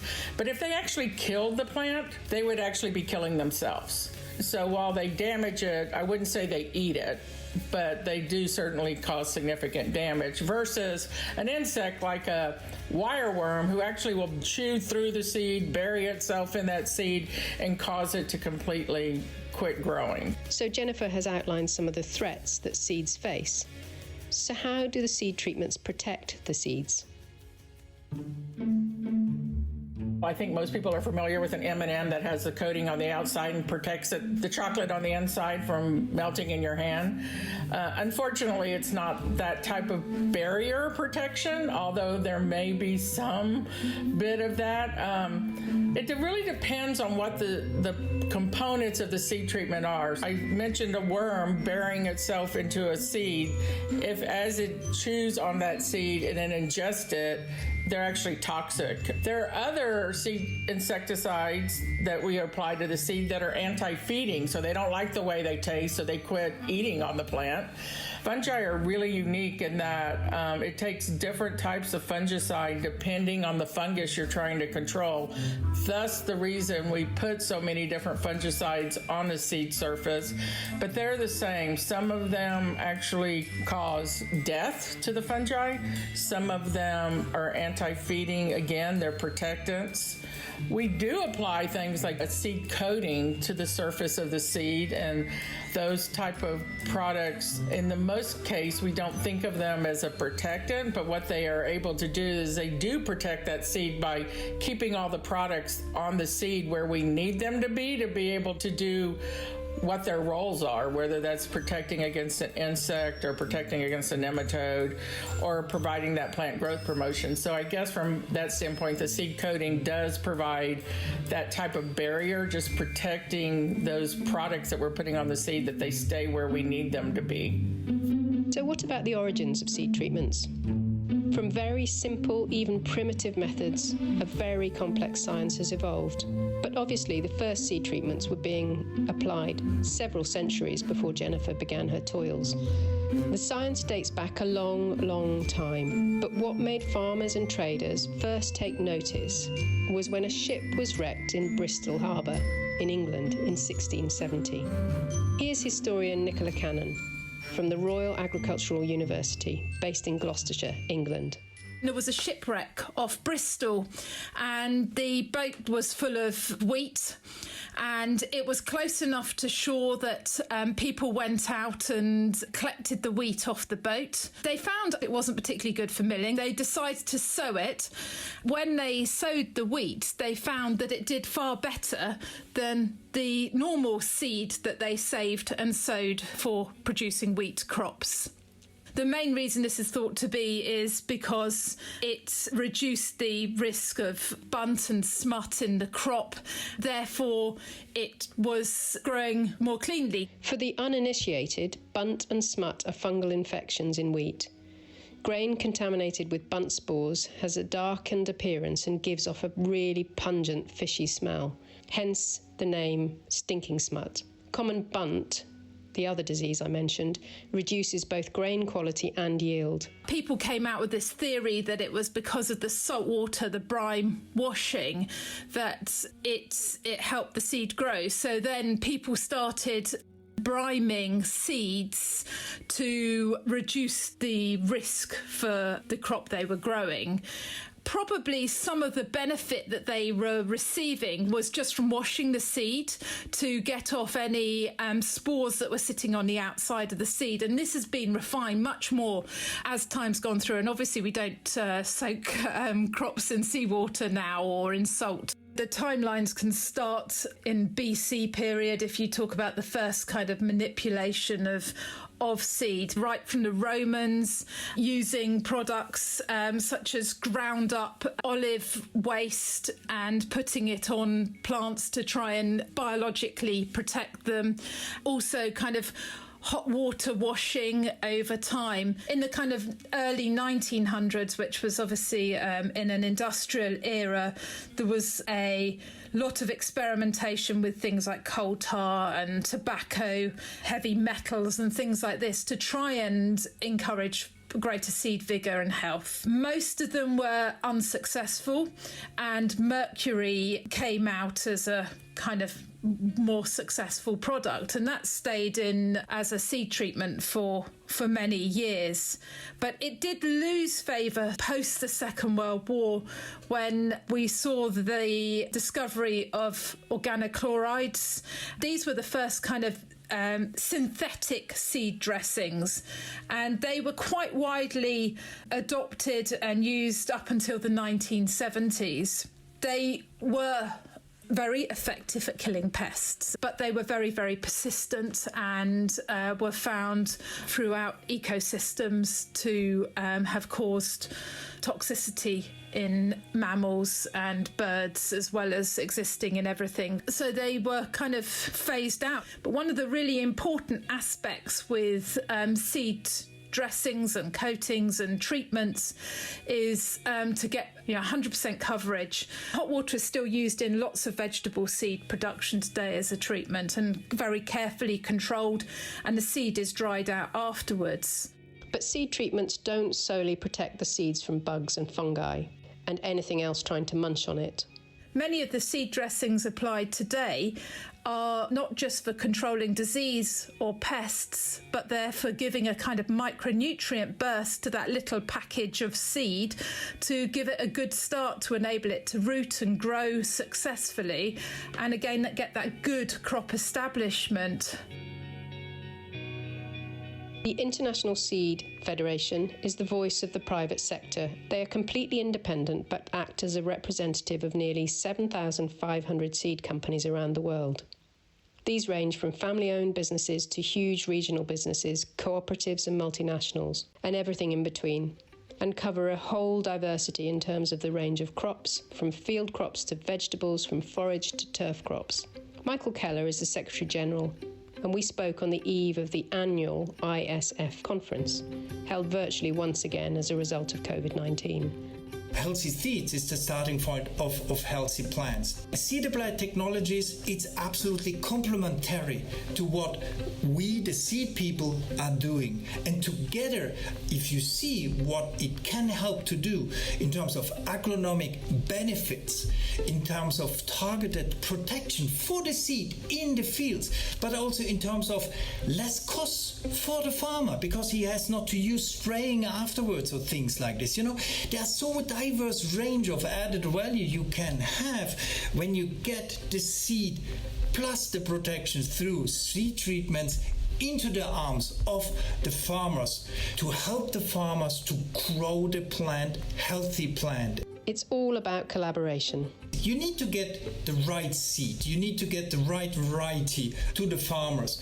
Seed companies are working together with providers of seed applied technologies or seed treatments to build this right angle of protection of the seed for the farmer, because this is not something you can decide in an office based somewhere. This needs to be done together in the fields. You need to work it out. You need to ensure somehow that the yield you get out is not impacted from anything, and this is therefore a collaborative approach, because at the end it's up to the farmer to make the choice, and the farmer needs to have the choice of the best possible protection he's looking for, what he's putting in the field.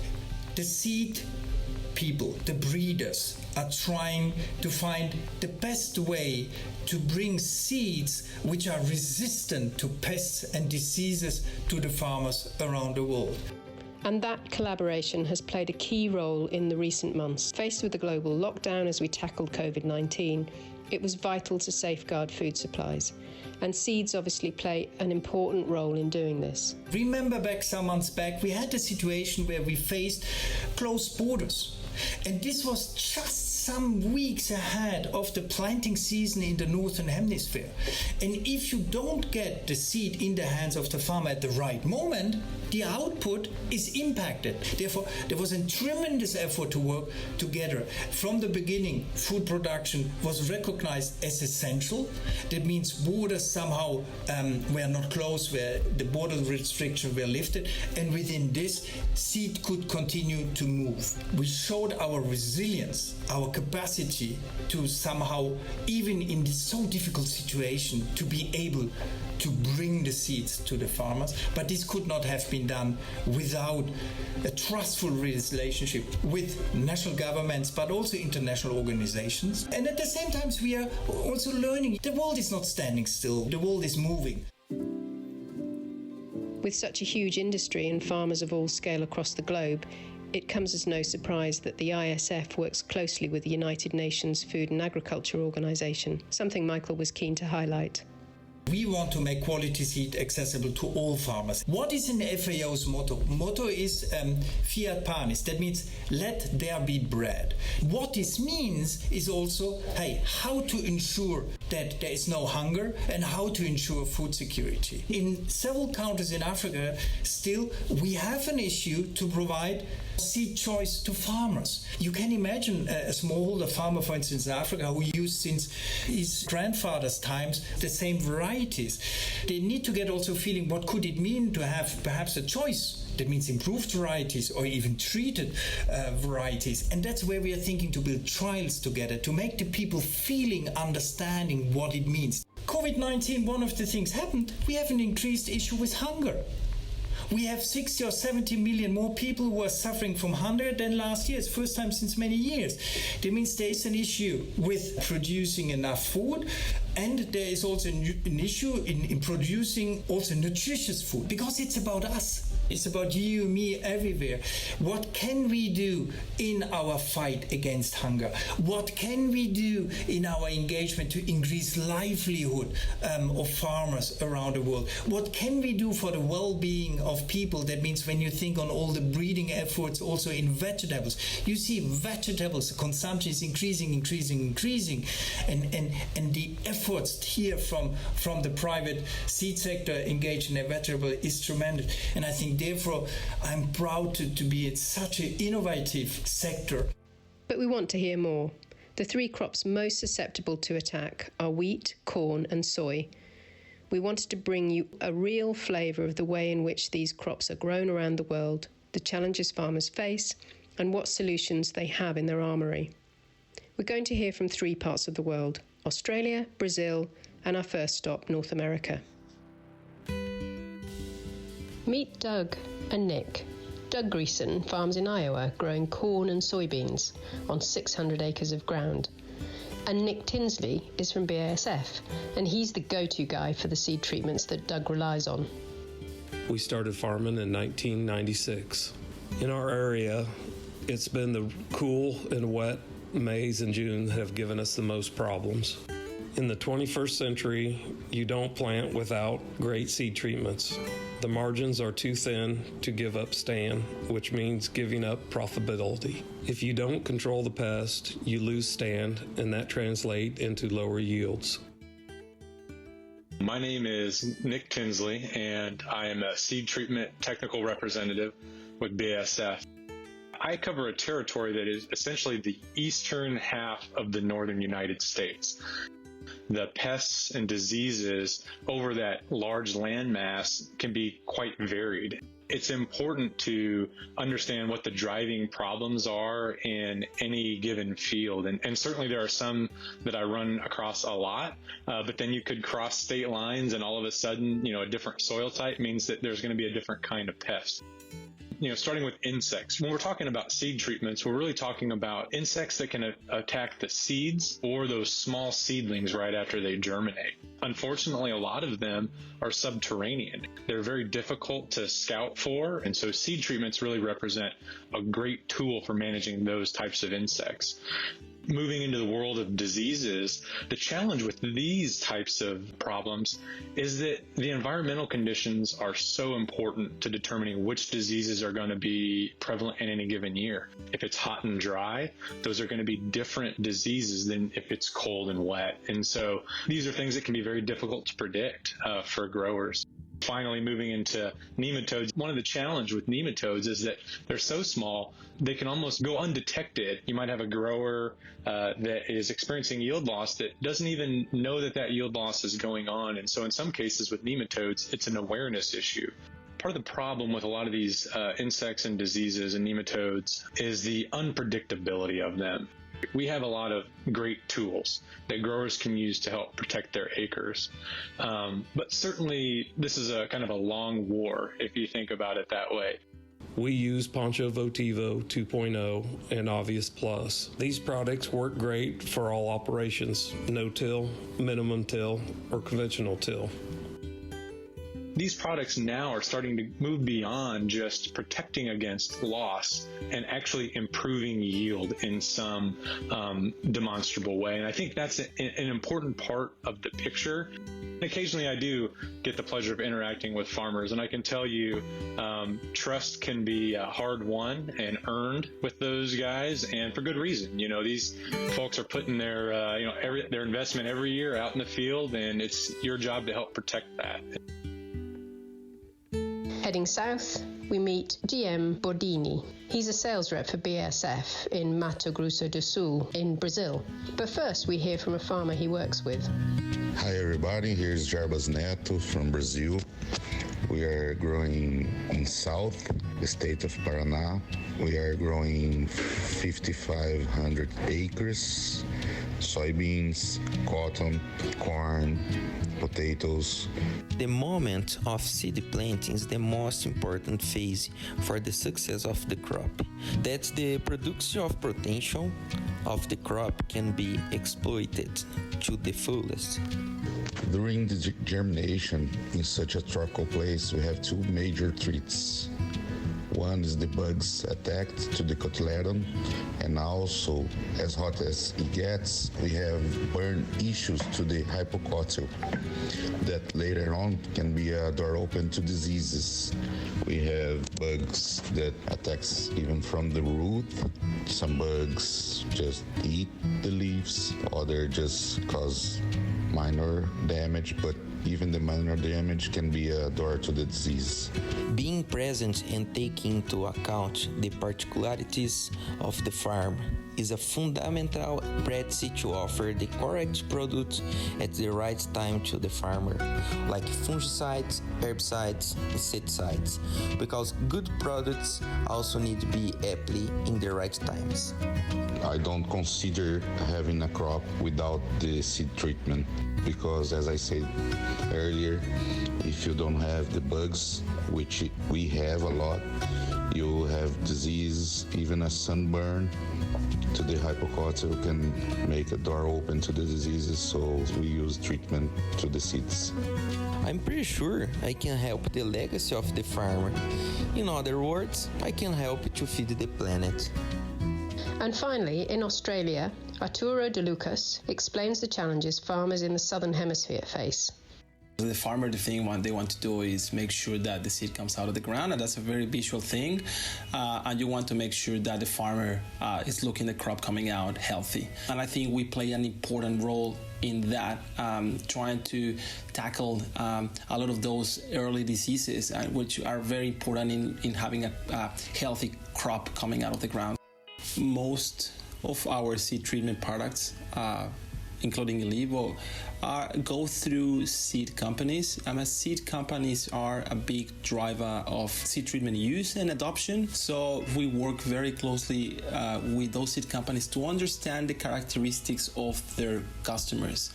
A lot of the usage of products is driven by agronomists that give support to farmers. So we work and have places where we interact with both farmers, agronomists, and also obviously the retail to try to understand what are the challenges that they are facing, what's happening in the market regarding crops, diseases, pests. In addition to that, I work closely with what we call here in Australia seed graders. So seed graders go from farm to farm cleaning seed. This happens both in cereals and a little bit in canola as well. They clean the seed before planting, and also they are applying seed treatments as they clean that seed. Working with them allow us to understand what challenges and pests some of those farmers are having, and those challenges. Blackleg in canola is the main disease. And really the offering that there was in the last years has pretty much been only one product that has got a few different issues. And then we had Ilevo coming to the market, and at the same time, a competitor was launching a very similar product. So how we work with those customers of ours, provide information, tech support, what kind of value we could give to those farmers. So definitely the relationship you create has to go beyond the product. What's clear is that everyone involved in the seed treatment business is passionate about what they do, mainly as a result of their understanding that getting the seed right is the very first crucial step in farming. If the seed fails, then so does the crop, and so does the farmer's livelihood. And the manufacturers are striving to create more effective, more precise and more sustainable products to push the science ever further. But what's around the corner? The big move at the moment now is in biostimulants and trying to find biological products generally, looking at products that can stimulate healthy growth but don't have long-term residue effects on the environment. It's about thinking about the whole system and how you grow the crop to enable the whole process to successfully happen. I think there are so many things we don't even know today how far we can go. Blockchain is a topic, let's be clear. Digitalization for the movement of seed, for instance, is absolutely essential. We're still in the learning process, but we are learning how to digitalize this, that the seed can move. You have somehow your electronic passport and the seed is moving. We see the importance of seed supply chain, and perhaps in some years we will have even the whole seed supply chain who can be, in a way, digitalized when it's come up to move it around the world.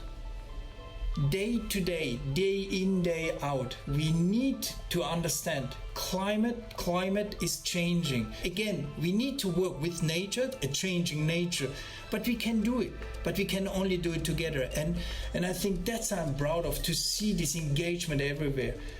When you have a sector which is sometimes spending 20-25% of its turnover year by year in research and development, tell me another sector who is investing so much.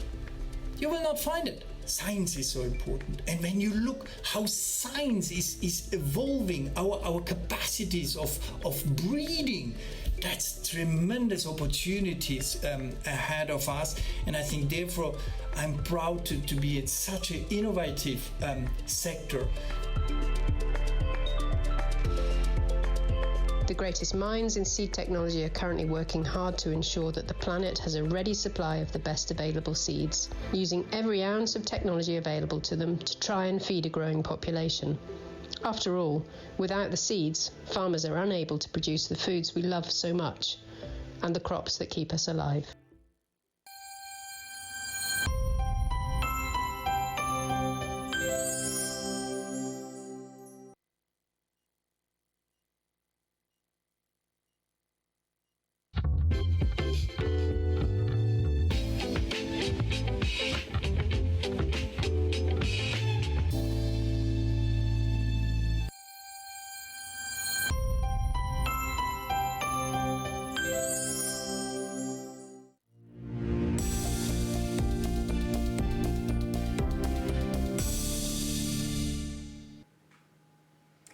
Hello everybody, good morning, good evening, good afternoon. Thank you for joining us in this last session of the first day of the ISF Virtual Congress.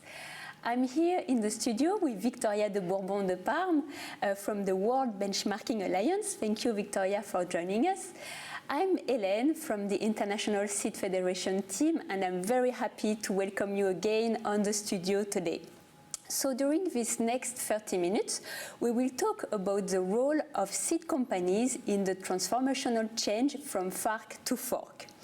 As I said, we have Victoria on stage with us. Thank you very much. And we have a range of speakers online with us. Thank you so much for joining us. We have Thomas Zaborowski, Head of Sustainability Excellence at Bakker. Thank you so much for joining us, Thomas.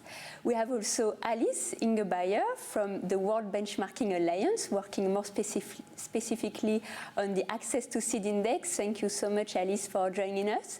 And we have Dr. Beatrice Eloor, who is member of the Technical Committee of NASTAG, which is the National Seed Trade Association of Ghana. Thank you so much, Beatrice, for joining us as well. We will come back to you in a few minutes, and before that, I will turn to Victoria, who is now joining us because 2021 is the very important year. Indeed, that's the year of the United Nations Food System Summit, and all the stakeholders involved in the food systems are going to try to propose ideas to implement the Sustainable Development Goals of the United Nations. And the World Benchmarking Alliance has been very active in this process and has, for example, did an evaluation of 350 food companies last year, but also for this very important year. So thank you, Victoria, for joining us. And could you describe us a bit what is the World Business Alliance? Because I don't think our audience knows you very well. And what is your role in the United Nations Food System Summit? Thank you, Victoria. Yeah, thanks, Helen. Nice to be here. So indeed, from the World Benchmarking Alliance, we're an independent monitoring mechanism. So we're funded by governments and philanthropic institutions and assess companies across all 17 SDGs. So we call them 7 different systems. One of those systems is the food and agriculture industry, which I'm responsible for. And you might, and many of your audience will be aware of the work of the Access to Seeds Index that my colleague Agnes Ingebrigtsen will speak about later. But we also focus on seafood, but I'm very active now and mostly focused on the food and agriculture benchmark. This is a very broad benchmark. We're assessing it really from a food systems perspective. So as you said, we're looking at 350 companies, from seed companies all the way to retailers and food service providers, traders, food processors, everything in between, and across a broad range of topics. So we look at environmental topics, nutrition topics, and social inclusion topics. So really a broad assessment on how we are progressing towards the Sustainable Development Goals in 2030. As you said, this year is so exciting. We've got the Food Systems Summit coming up, and I'm really pleased that we're in a really good space with food and agriculture because we are already aware that we are speaking of systems so that every party in the value chain is interlinked and that all of these topics are in need of collaboration. So what we're seeing from the summit now and where we see our role as well is that Agnes Kalibata, the special envoy from the UN Food Systems Summit, has set forward that review and monitoring is one of the outcomes of the summit. So we are moving beyond pledges, moving beyond commitments, and really looking at how will we be able to reach 2030. And so that's the role of WBA, to be monitoring that in an independent way, to seeing the progress that is being made and highlighting best practices along the way. Okay, thank you, Victoria. So you have made a baseline analysis in December last year of 350 food companies, and Bayer is one of them, and we will hear from Thomas just after that. Could you tell us a bit more about your findings of this analysis you made last year? Yes, it was really just a very first snapshot. So it's very different from what we will be publishing in September at the Food Systems Summit, really the first benchmark. But we did a first snapshot of where does the industry stand on things like nutrition, for example. And seed companies are very active on really promoting food security and crop diversity, but actually they're also big contributors to nutrition, to healthy diets at the end of the value chain. So we're really making those connections from a systemic and a value chain perspective. So that's on nutrition, for example. We've heard sounds coming up that in the future we will be measuring not only yield per hectare, but nutrition per hectare, as the importance of the quality is so important. And then if we look at environment, I mean, the seed companies are really at the front line of creating innovative solutions for climate resilience, the need for less water, less pesticide use, but also improving the yields, making climate resilient crops. So there's such a strong potential of seed companies to contribute to that transformation. And we're seeing great examples along the way. And let's be honest, many of the companies in the value chain, if they are making commitments on environmental, social, or nutritional topics, it all starts at the farm level. So it all starts with good quality input, healthy seeds, and that trickles down across the value chain. So that is something that we try to highlight. And then the last bit is this social inclusion part, which is about human rights due diligence. It's about access to market, access to good quality crops. But of course, my colleague Alice will speak about this in much more detail, as the access to seeds index focuses that on with much more depth as the food and agriculture benchmark. But this benchmark is really providing this holistical overview of the role of the different actors in the value chain and the potentials to really showcase best practice, showing the leading practices, and really incentivizing other businesses to step up their game as well, because we need transformation. We saw in the baseline that we're greatly behind. Many companies, are actually a quarter of companies, don't have hardly any sustainability targets in their strategy at all.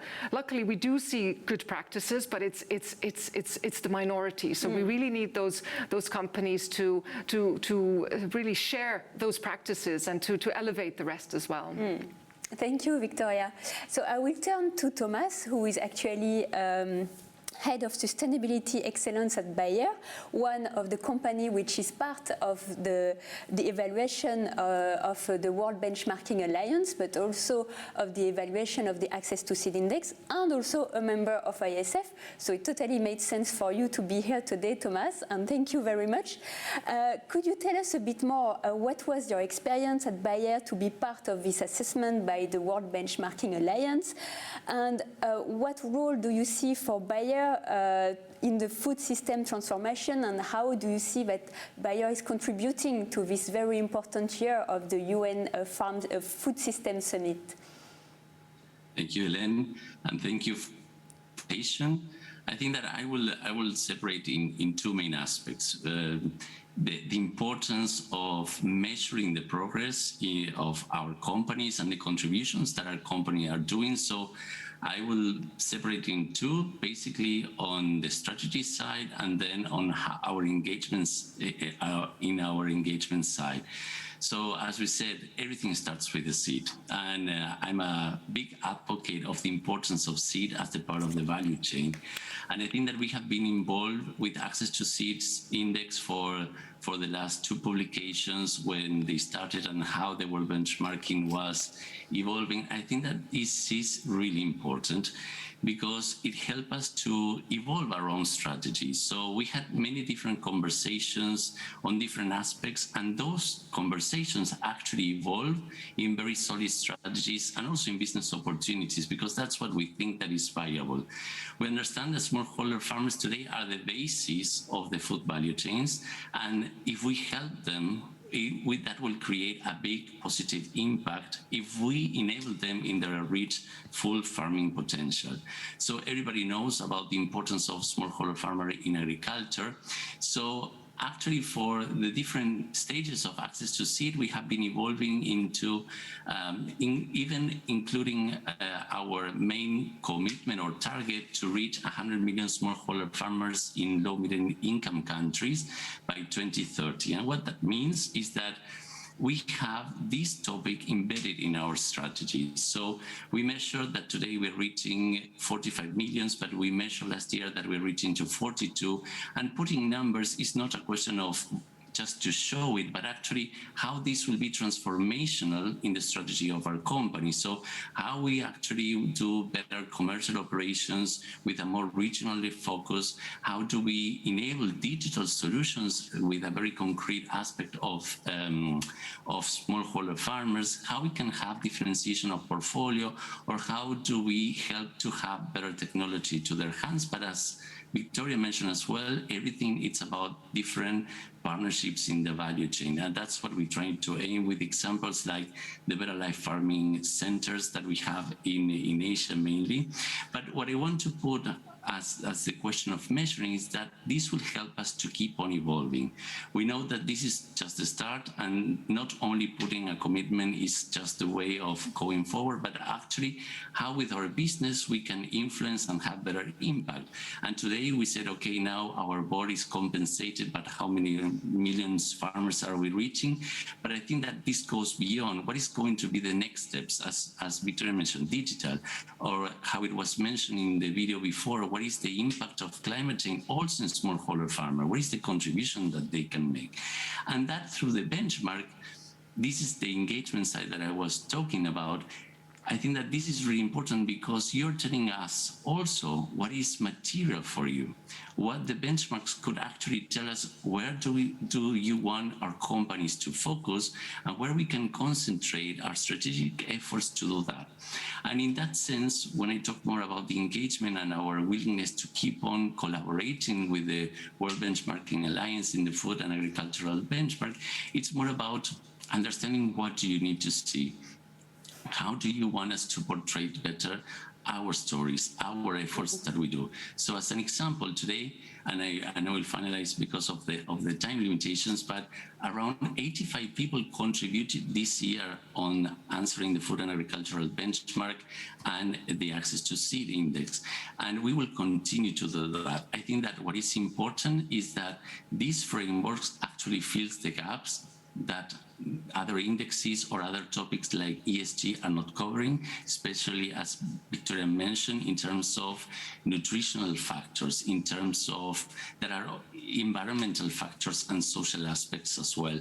So really looking forward, what are going to be the outcomes of the next access to seeds, because this is the first time that we're going to be including the 3 regionals. So thank you, and yeah, open to any questions. Thank you very much, Thomas. And this is a good transition, actually, to our second speaker. And I would like to say that the seed sector is very diverse, as you know, but we are all working together the same goal, I think. And the goal is quite well pictured in ISF Vision, which is a world where the best quality seed is accessible to all, supporting sustainable agriculture and food security. And actually, assessing the accessibility of seed for all kinds of farmers, and especially smallholder farmers, is a focus of the World Benchmarking Alliance through this index that many of you know, the Access to Seed Index. And we have underlined Alice from Kigali, Rwanda. Thank you very much, Alice, for joining us and for telling us what are the latest activities you are conducting. Thank you, Alice.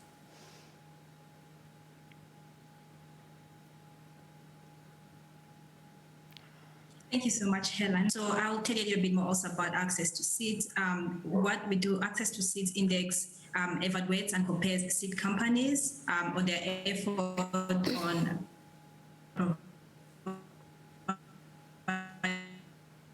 providing improved seeds. And so far we've had 2 indexes published. The first one was in 2000 and the second was in 2019. Currently, we're developing our 3rd edition of the index, which will be published also alongside the Food and Agriculture Benchmark during the UN Food System Summit in September.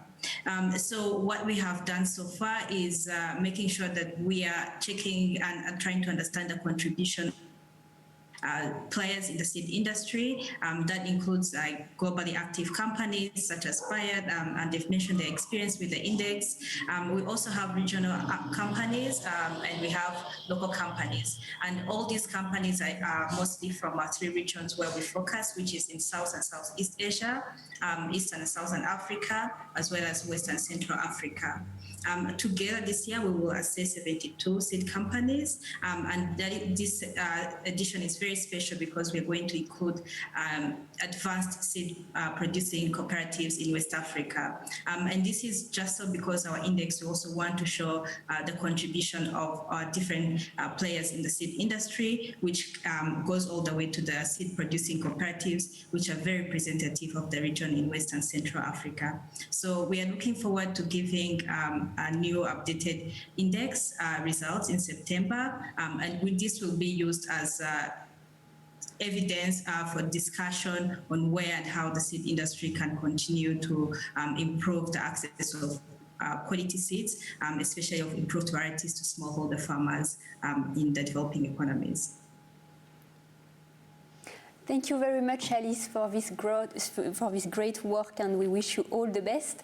And actually, this is a good transition to our last speaker, who is Dr. Béatrice Eloor, member of the Technical Committee of NASTAG, the National Seed Trade Association of Ghana. And the particularity of this National Seed Association is that there is a cooperative inside called SeedPag, and you will tell us a bit more about the work you are doing as a cooperative, Béatrice. So what are the activities you are conducting in Ghana, and what is your experience as a production of quality seed as a cooperative? That's very interesting for us. And also, how do you see the role of your cooperative in the food transformation system that we are now discussing about? Thank you very much, Béatrice. Thank you very much, Helen. And I want to say thank you on behalf of NASTAG to the IFS for extending this invitation to us. NASTAG, which is the Mother Association, is a body of institutions, including research, advanced seed companies, and the Seed Producers Association, like you mentioned, SeedPag. We also have marketers and agro-input dealers as members of the association. So NASTAG ensures that there's a steady supply of seed, quality seed to farmers. In Ghana, the government initiated a program called the Planting for Foods and Job Initiative, which is in the 5th year of implementation. So what this program has done, amongst other objectives, is to ensure that farmers, particularly smallholder farmers, have access to good quality seed and agricultural inputs at highly subsidized rates. And these have actually resulted in an increment in yields on farmers' field, on smallholder farmers' field. And it's particularly important for food and nutrition security in Ghana and beyond. Recently, the Plant Variety Protection Bill was passed into law. This is really a move in the right direction for the seed industry in Ghana, because it's going to boost production of the seed industry and also contribute to food agricultural systems in Ghana as we target also producing for the sub-region. Our seed producers in particular need a ready and reliable supply of early generation seed, which should be timely. And this includes the production of certified seed. They need to be provided these seeds on time so that they can produce the seeds that the farmers would need to increase their productivity. We know that there's climate change and there's irregularity with the rainfall patterns. This year we experienced delay in the rainfall, and there is a need to transcend from the rain-fed agriculture, which is practiced by smallholder farmers. There is a need to provide irrigation facilities for them to increase their productivity. Another challenge our farmers, our seed producers are facing is the fact that our production is still mainly manual with very little mechanization, I would say, and this is really not efficient to meet the needs, the growing need for quality seed. There's an increasing demand for high-quality seed with this intervention of programs. Another program that is ongoing is the Ghana Inclusive Agricultural Transformation Program, which has provided funding for 2 consortia to produce early generation seed, as well as the certified seed for our seed growers to enhance production capacity in Ghana. I would want to conclude by saying that NASTAG as an association, even though it's a big umbrella of research institutions, marketers, seed producers, we ensure that we provide access to market for the seed producers. So after they produce their seed, we provide a link to markets for them. And we also help in advocacy to ensure that the concerns or issues of the seed producers are addressed by government or other relevant activities. Thank you. Yeah. Thank you very much, Beatrice, for this nice explanation, and we are very happy to see the voice of Africa more and more present at ISF, and I know you will be more engaged in ISF activities during this year and the coming years, and that's very great to work with you, and really that's great news what you said, that Ghana has now updated or at least got into the PVP laws. That's very good. So I really hope we can work more together now, and really happy to have you on board at ISF. So I would like to give the floor to conclude to Victoria. So Victoria, after hearing all our speakers from the private sector mainly, how do you see the role of the private sector in the coming months or years, at least during this year of the UNFSS, and maybe a bit longer? And how do you see in particular the future cooperation with the private seed sector? How do you see that we can work again together?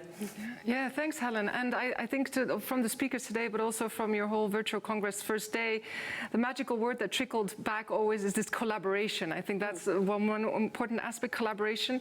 Then the second one is measuring the progress, because if we don't measure, it probably doesn't get done, or at least we don't know how much progress we are making.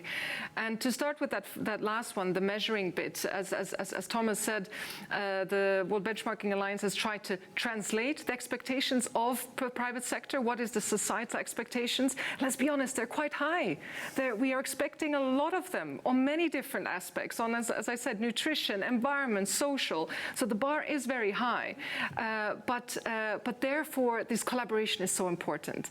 And the examples of Dr. Beatrice, I think they're really poignant onto how we can really create impact on the ground. And I see this coming forward from the UN Food Systems Summit work as well, that every solution area that is being proposed and will be proposed during the pre-summit at the end of July in 3 weeks' time, they all need collaboration. So private sector has a huge role to play, but on their own, they also can't make it. So we need governments, we need civil society, we need business platforms and federations like yourselves to really bring the organizations together and to share communal best practices and to share leading examples and to really work together. And that's what also we, just with data and by being this independent monitoring mechanism, trying to feed that discussion with data. That is what the role that we try to play, and just connecting the dots by bringing different parties together, because we all have a role to play, not only the private sector, but all of us. Thank you so much, Victoria, and thank you for joining us in the studio. Thank you to all our speakers who were remote. I hope you enjoyed it as well. Here we very much enjoyed the conversation.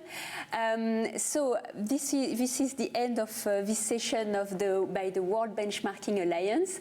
I hope this gave you some insight on the work which is ongoing during this important year of the UN Food Systems Summit. And as Victoria said, we will continue to collaborate. And this is also the aim of these 3 days of Congress. This is now the end of the first day of the ISF Virtual Congress. But I hope to see you all again tomorrow for more panel discussion and more insightful discussion. Thank you very much. Bye-bye.